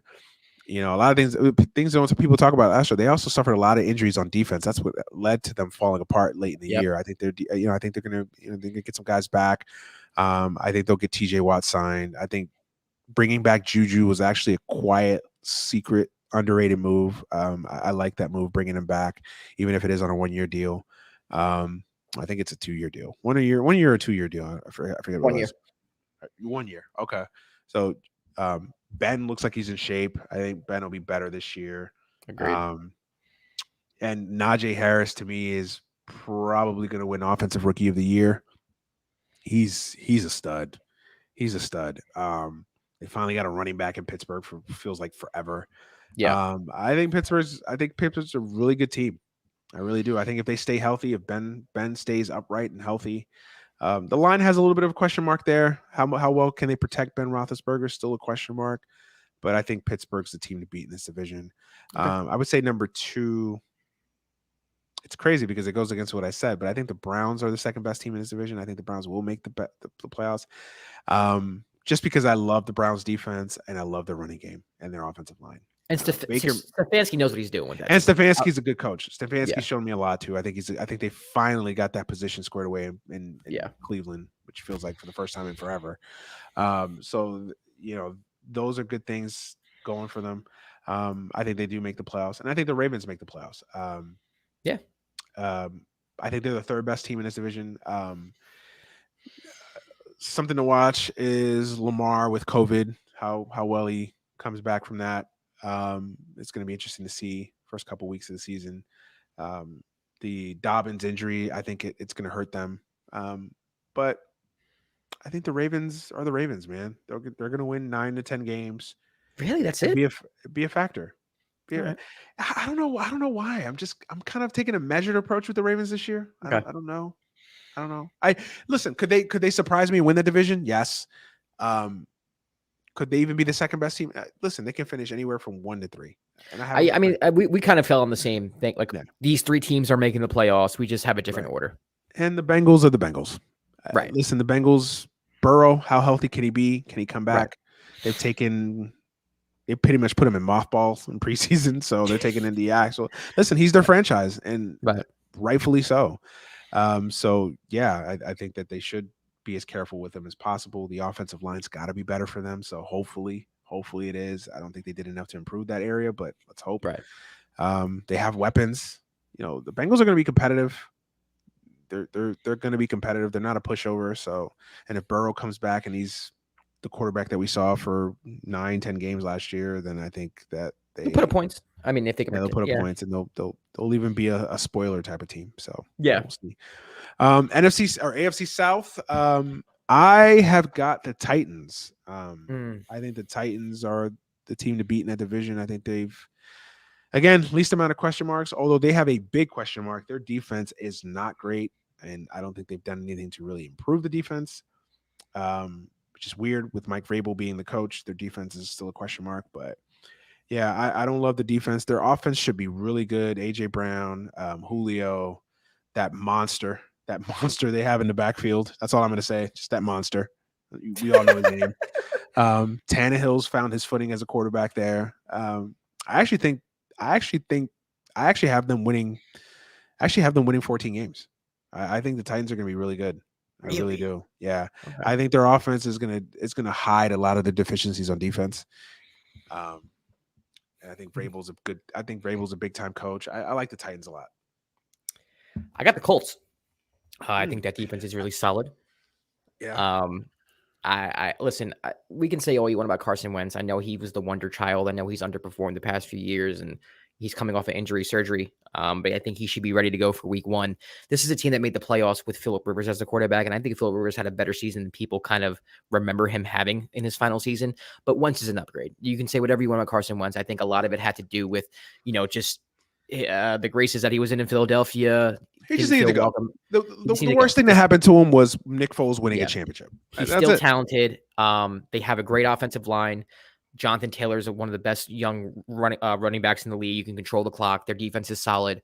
I think they're going to play some solid football, man. I really like the Colts. I really do, especially if Wentz can be anything that he was in Philadelphia. Now, obviously, if I'm picking them to win a division, I'm predicting that's going to happen.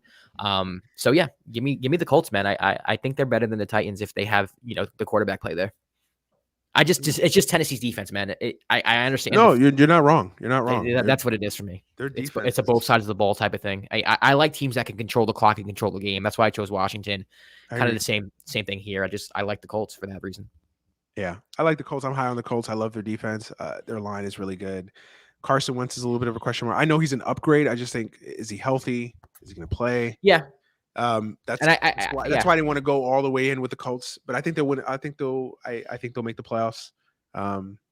And I love the coach. Yeah, Reich is a hell of a coach. So yep, that alone to me bumps them up. So I like the Colts a lot too. The rest of the division, the Jags are the Jags. They're rebuilding again. They're like the Jets. They come away from this season. Urban Meyer doesn't fuck it up or have a heart attack. And Trevor Lawrence shows you that he's the second coming. It's a successful year. They've got some young pieces there in Jacksonville. They're building for another day. This is not their day right now. So, if they can come away from this season with the quarterback proving that he's got the potential to be great, they've had a successful year. And then Houston, that's something we can talk about. That's not even honestly, man, real quick. What do you? I'll be honest with you, man. I haven't even, since the whole Deshaun Watson situation, I haven't even paid attention to Houston. I haven't even considered what they were going to be. I know Tyrod Taylor. Not even the team. The team's going to be. I mean, I think they're going to have the worst record in football.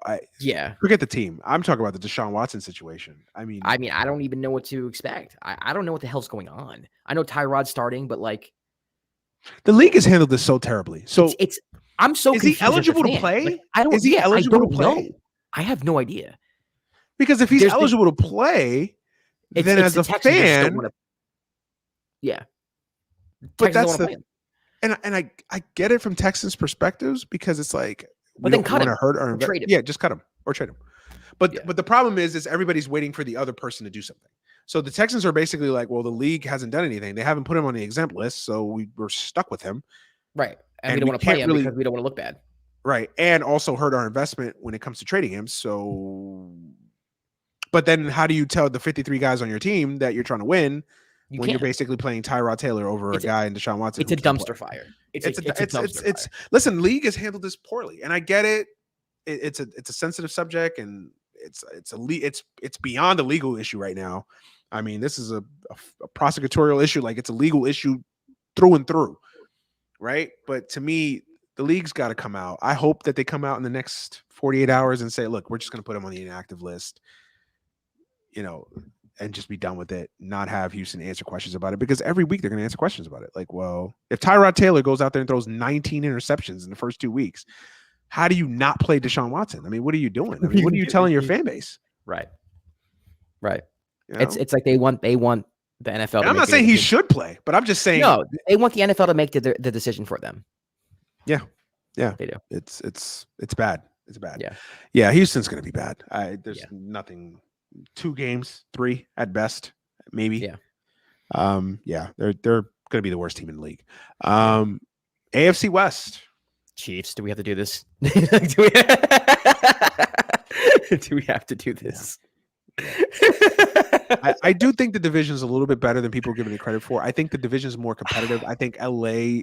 I'm looking forward to the Chargers, man. I'm looking forward to what Justin Herbert can do. I mean, they got to get better defensively too. I mean, you get Derwin James back. Like, you got Bosa up front. I understand you have players there, but like, they're not there yet. I have the Chargers just missing the playoffs. Yeah, I got the Chargers at like 9-8, 10-7. Yeah, I have them just missing the playoffs. I think they missed the playoffs to the Colts. Colts beat them out. I wanted to put them in the playoffs, but I'm just going to leave them off for right now. I'll be conservative with the Chargers. Listen, I think the Broncos are competitive too. Look, the Broncos have talent. Well, it's just the quarterback. Everyone is sleeping on the Broncos, man. You have a game manager in Teddy Bridgewater. This is the same thing I've been saying about everything. I almost went with the Broncos because every year you have that team that comes out of nowhere that makes the playoffs. Yeah, I almost went there with Denver. You can convince me to Denver. You can convince me to Denver. You can convince me of the Chargers. Denver, man, it's the same thing I said about Washington. It's the same thing I said about the Colts. You have a quarterback and an offense that can control the clock. They have weapons. Like, Jerry Jeudy's a baller, bro. Their receiving core is sick. Like, I think people don't really realize. I think people don't realize their receiving core is sick. Yes. And Javonte, in my mind, passed the eye test. And I mean, I don't watch college football, but as a running back, Javonte Williams looked really good in my mind, and their defense is solid. You still have Philip Lindsay? Like, yeah. I think Philip Lindsay's in Texas now. He's in Texas. Oh yes, that's right. My bad. But but him and Melvin Gordon, like Melvin Gordon. I forgot they have Melvin Gordon still. Yeah, I'm telling you, bro. Denver is going to be tight end. Noah Fant. Noah Fant is good. They have a record boat. They have a solid defense, man. Denver is good. Listen, and I've been telling all my Giants fans, I was like, listen, before you go to the game, make sure you go to the sportsbook across the street from Meadowlands and you put money on Denver Broncos, because Denver's going to beat the shit out of the Giants week 1. I've got Denver too in that game, by the way. They're going to kick the shit out of the New York Giants. Listen, I almost went there with Denver. The only thing that kept me from going there with Denver is Vic Fangio. That's it. Okay. And I don't like Vic. Nothing against Vic, but Vic's a coordinator more than he is a head coach. But yeah, listen, Denver's got a squad. Yeah. If they if Teddy's healthy, and if they had a little bit better of a head coach, Teddy's good. Teddy is solid. It would not. Listen, Teddy is a solid quarterback. He's just black. Is he? He's just black. That's his only danger in life. Yeah, imagine throwing for 4,000 yards and then replacing him with Sam Darnold. Imagine that. I wonder what could it be if it was just one discerning factor that just could tell you, why is he always constantly, fighting for his job? Oh, he's black. That's the only issue. Well, I'm happy he beat out Drew Lock. I mean, listen, man, you know, But God bless Drew God bless Drew Lock. Drew, he knows all the words to Young Jeezy. So Yeah, so that's a bonus, right? yeah. That's a bonus, and he's got the complexion for protection, so Right. it's all good. It's all good. Yeah, listen, I'm with you 100% on Denver. I really like Denver. I like the Chargers. I'm just not ready to go there with it. The Chargers just because their history. It wasn't all Anthony Lynn. It's just their history, man. Jesus Christ, the Chargers. But they'll get back there. I mean, I think Justin Herbert, man. I think they found something with him, and I think as long as you have him, yeah, they're gonna be competitive for the next. I'm actually higher on Herbert than I am on Josh Allen. I had this argument with somebody. Dude, Herbert looks like Josh Allen looks like he's playing like backyard football. Herbert looks like a fucking quarterback, like Herbert? Dan Marino. I hated Justin Herbert coming out of college. I was not impressed with him. This shows you what I know about fucking college football. As much as I love it, I thought Justin. I watched him at Oregon. I was not impressed. I was like, really? This is the guy? Boy, I was wrong. Man, I was wrong. So hey, he showed me a lot. Again, I got to see him do it again, but he will. Yeah, he's legit. That team has weapons. You want to talk about a team with weapons? He has weapons. I actually think Denver has more weapons. I think Denver's weapons are healthy. I think Denver's weapons are a little more underrated, like under the radar. Like no one really knows how good Cortland Sutton is or Jerry Jeudy is yet because they haven't really been able to show it. Cortland was injured. Jerry Jeudy's a beast. Noah. Yeah, Jerry Jeudy was just overthrown all last year. KJ Hamler. Oh my god. Yep. Oh god. Denver's. Listen, you might make me rethink my pick before we get out of here. Denver's got a chance, man. Denver's got a chance. Denver's got a chance for sure. Yeah. The Raiders. Are the Raiders 6-11? Maybe a little more. They'll have an improvement this year. They'll finish 8-9. How about that? Yeah, I'll be nice. I'll be nice to John Gruden. That's exactly what I'm thinking. 8-9.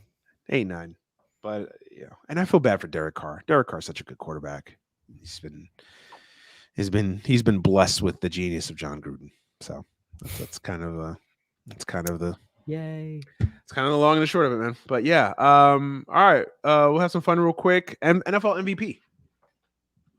NFL MVP.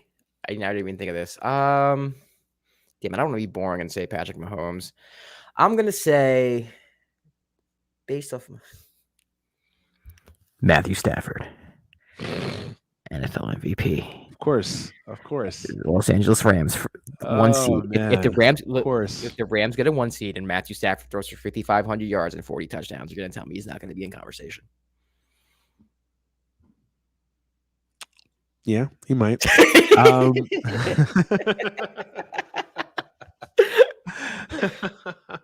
Oh man. NFL MVP.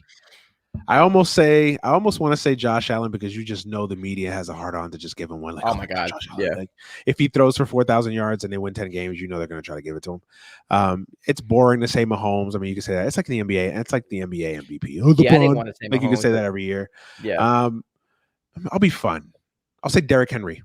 I have the Titans finishing with the best record in the AFC. Okay. And I will say Derrick Henry wins the MVP. I think he rushes for over 2,300 yards this year. And I think he has one of those AP type of years, MVP special for Derrick Henry. Now watch him get hurt week 1 and be out for the season with my luck. But Matthew Stafford plus 900 odds to win. So 9-1 odds to win MVP was actually the fourth. He's like the fourth favorite. That's crazy. Who's the favorite? No, fifth favorite. Right. Patrick Mahomes. Dak Prescott is second. Followed by Josh Allen, then Matthew Stafford, then Aaron Rodgers. I'm going to go with Derrick Henry. Derrick Henry, 45-1 odds. Derrick Henry. If you're really feeling it, man, you throw a quick $10 on that, that's $450. I'm not a betting man, so I will save my $10. Derrick Henry MVP, defensive player of the year. Just give me a name. These are always fun because you never know. Defensive player of the year. Give me Minka Fitzpatrick. Ooh.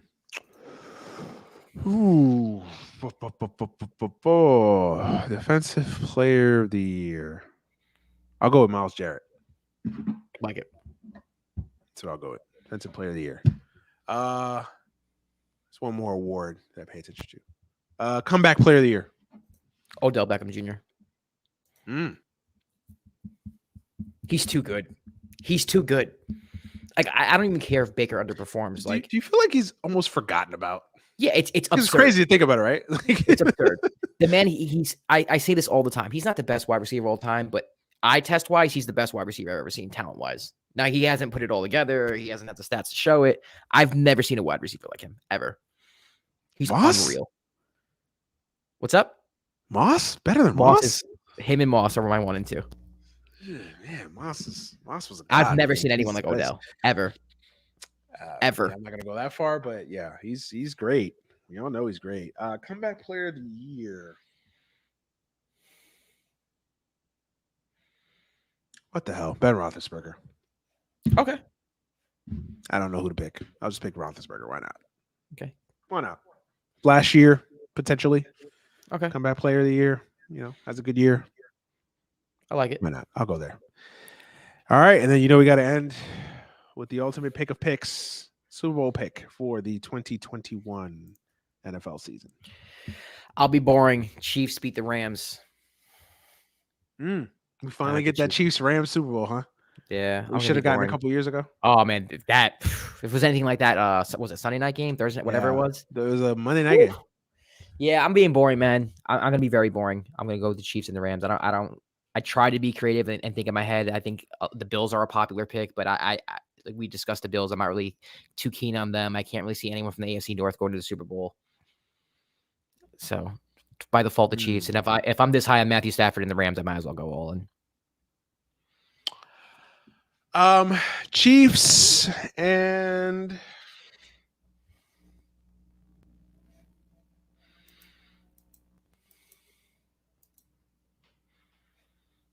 Chiefs Packers. Okay. Boring. Chiefs Packers. And I have the Packers. Aaron Rodgers. Even town with a ring. Yeah. If he wins, it's got to be hard to let him go, right? Jesus Christ. Like at that rate, you almost have to say, you know what, fuck it. You win, Aaron. You win. You win. Because if he wins, how do you justify? You can't. For Jordan Love? For Jordan Love? You don't justify it.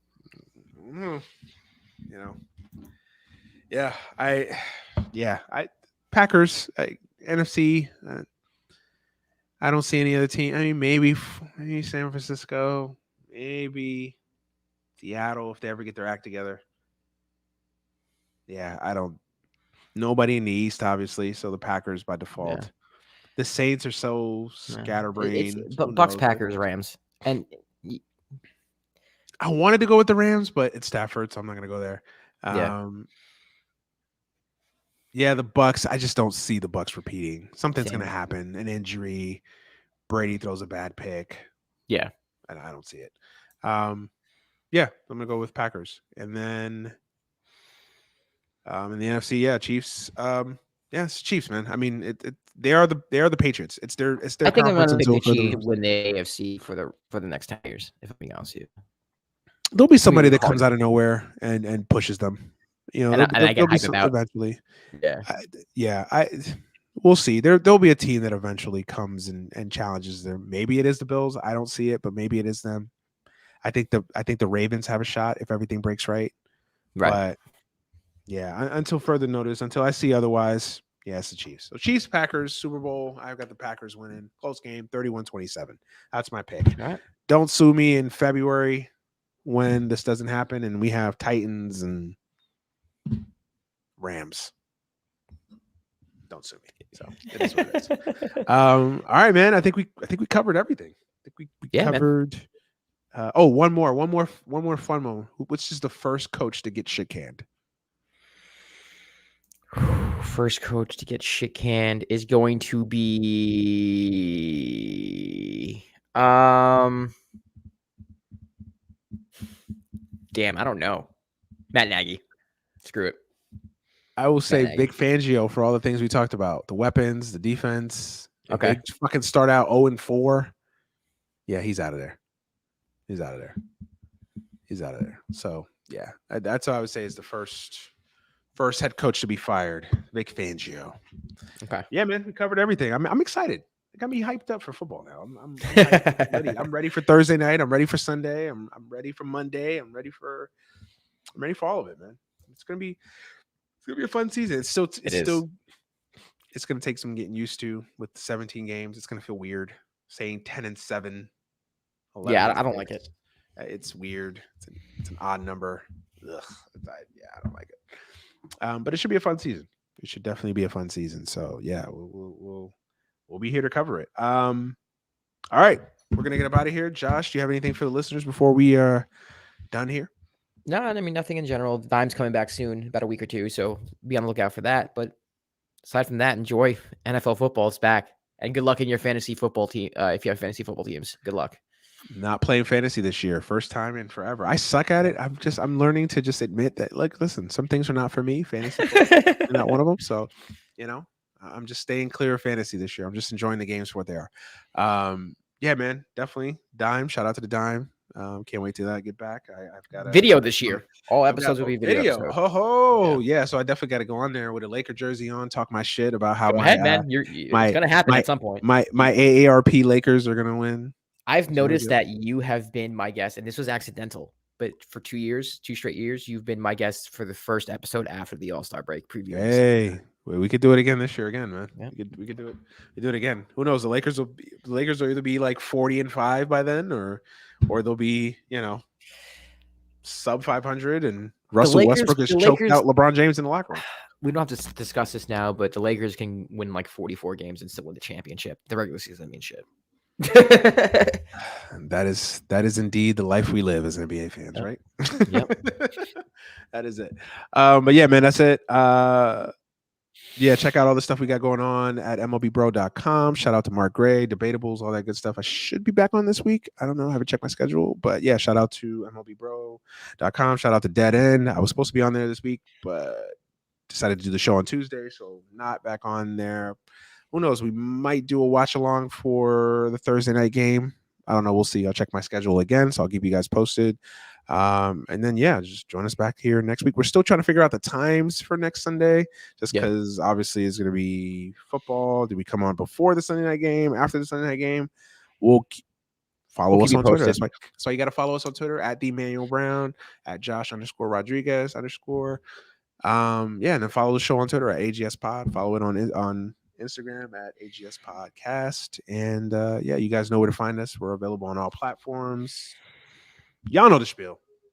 And then also make sure you subscribe to the YouTube page, man. We'll be live every Sunday. So we got over 100 subscribers now, man. Yes, sir. Yes, sir. We're getting there. 100 today, 1 million tomorrow. Not quite, but hey, God can dream, right? Speak it to existence. So go subscribe to the YouTube page. It's important. Drop us a like and subscribe on all the videos and leave comments. Be nice. Be respectful. I don't care if you don't like what we're saying, but just be respectful. All that good stuff. Thanks, Manny. Yeah, man. Thank you. Josh is a really nice guy. I promise. Jimmy Dore views aside. But yeah, man. My voice is starting to go out because I'm getting that seasonal cold, so I'm going to get up out of here. But as always, thank you guys for listening. Thank you guys for watching on the tube and supporting and all that good stuff. And man, just keep joining us every Sunday. So for Josh Rodriguez, I am Manny Brown. This has been Any Given Sunday, the Tuesday edition. We are out of here. Peace. Enjoy the football, everybody.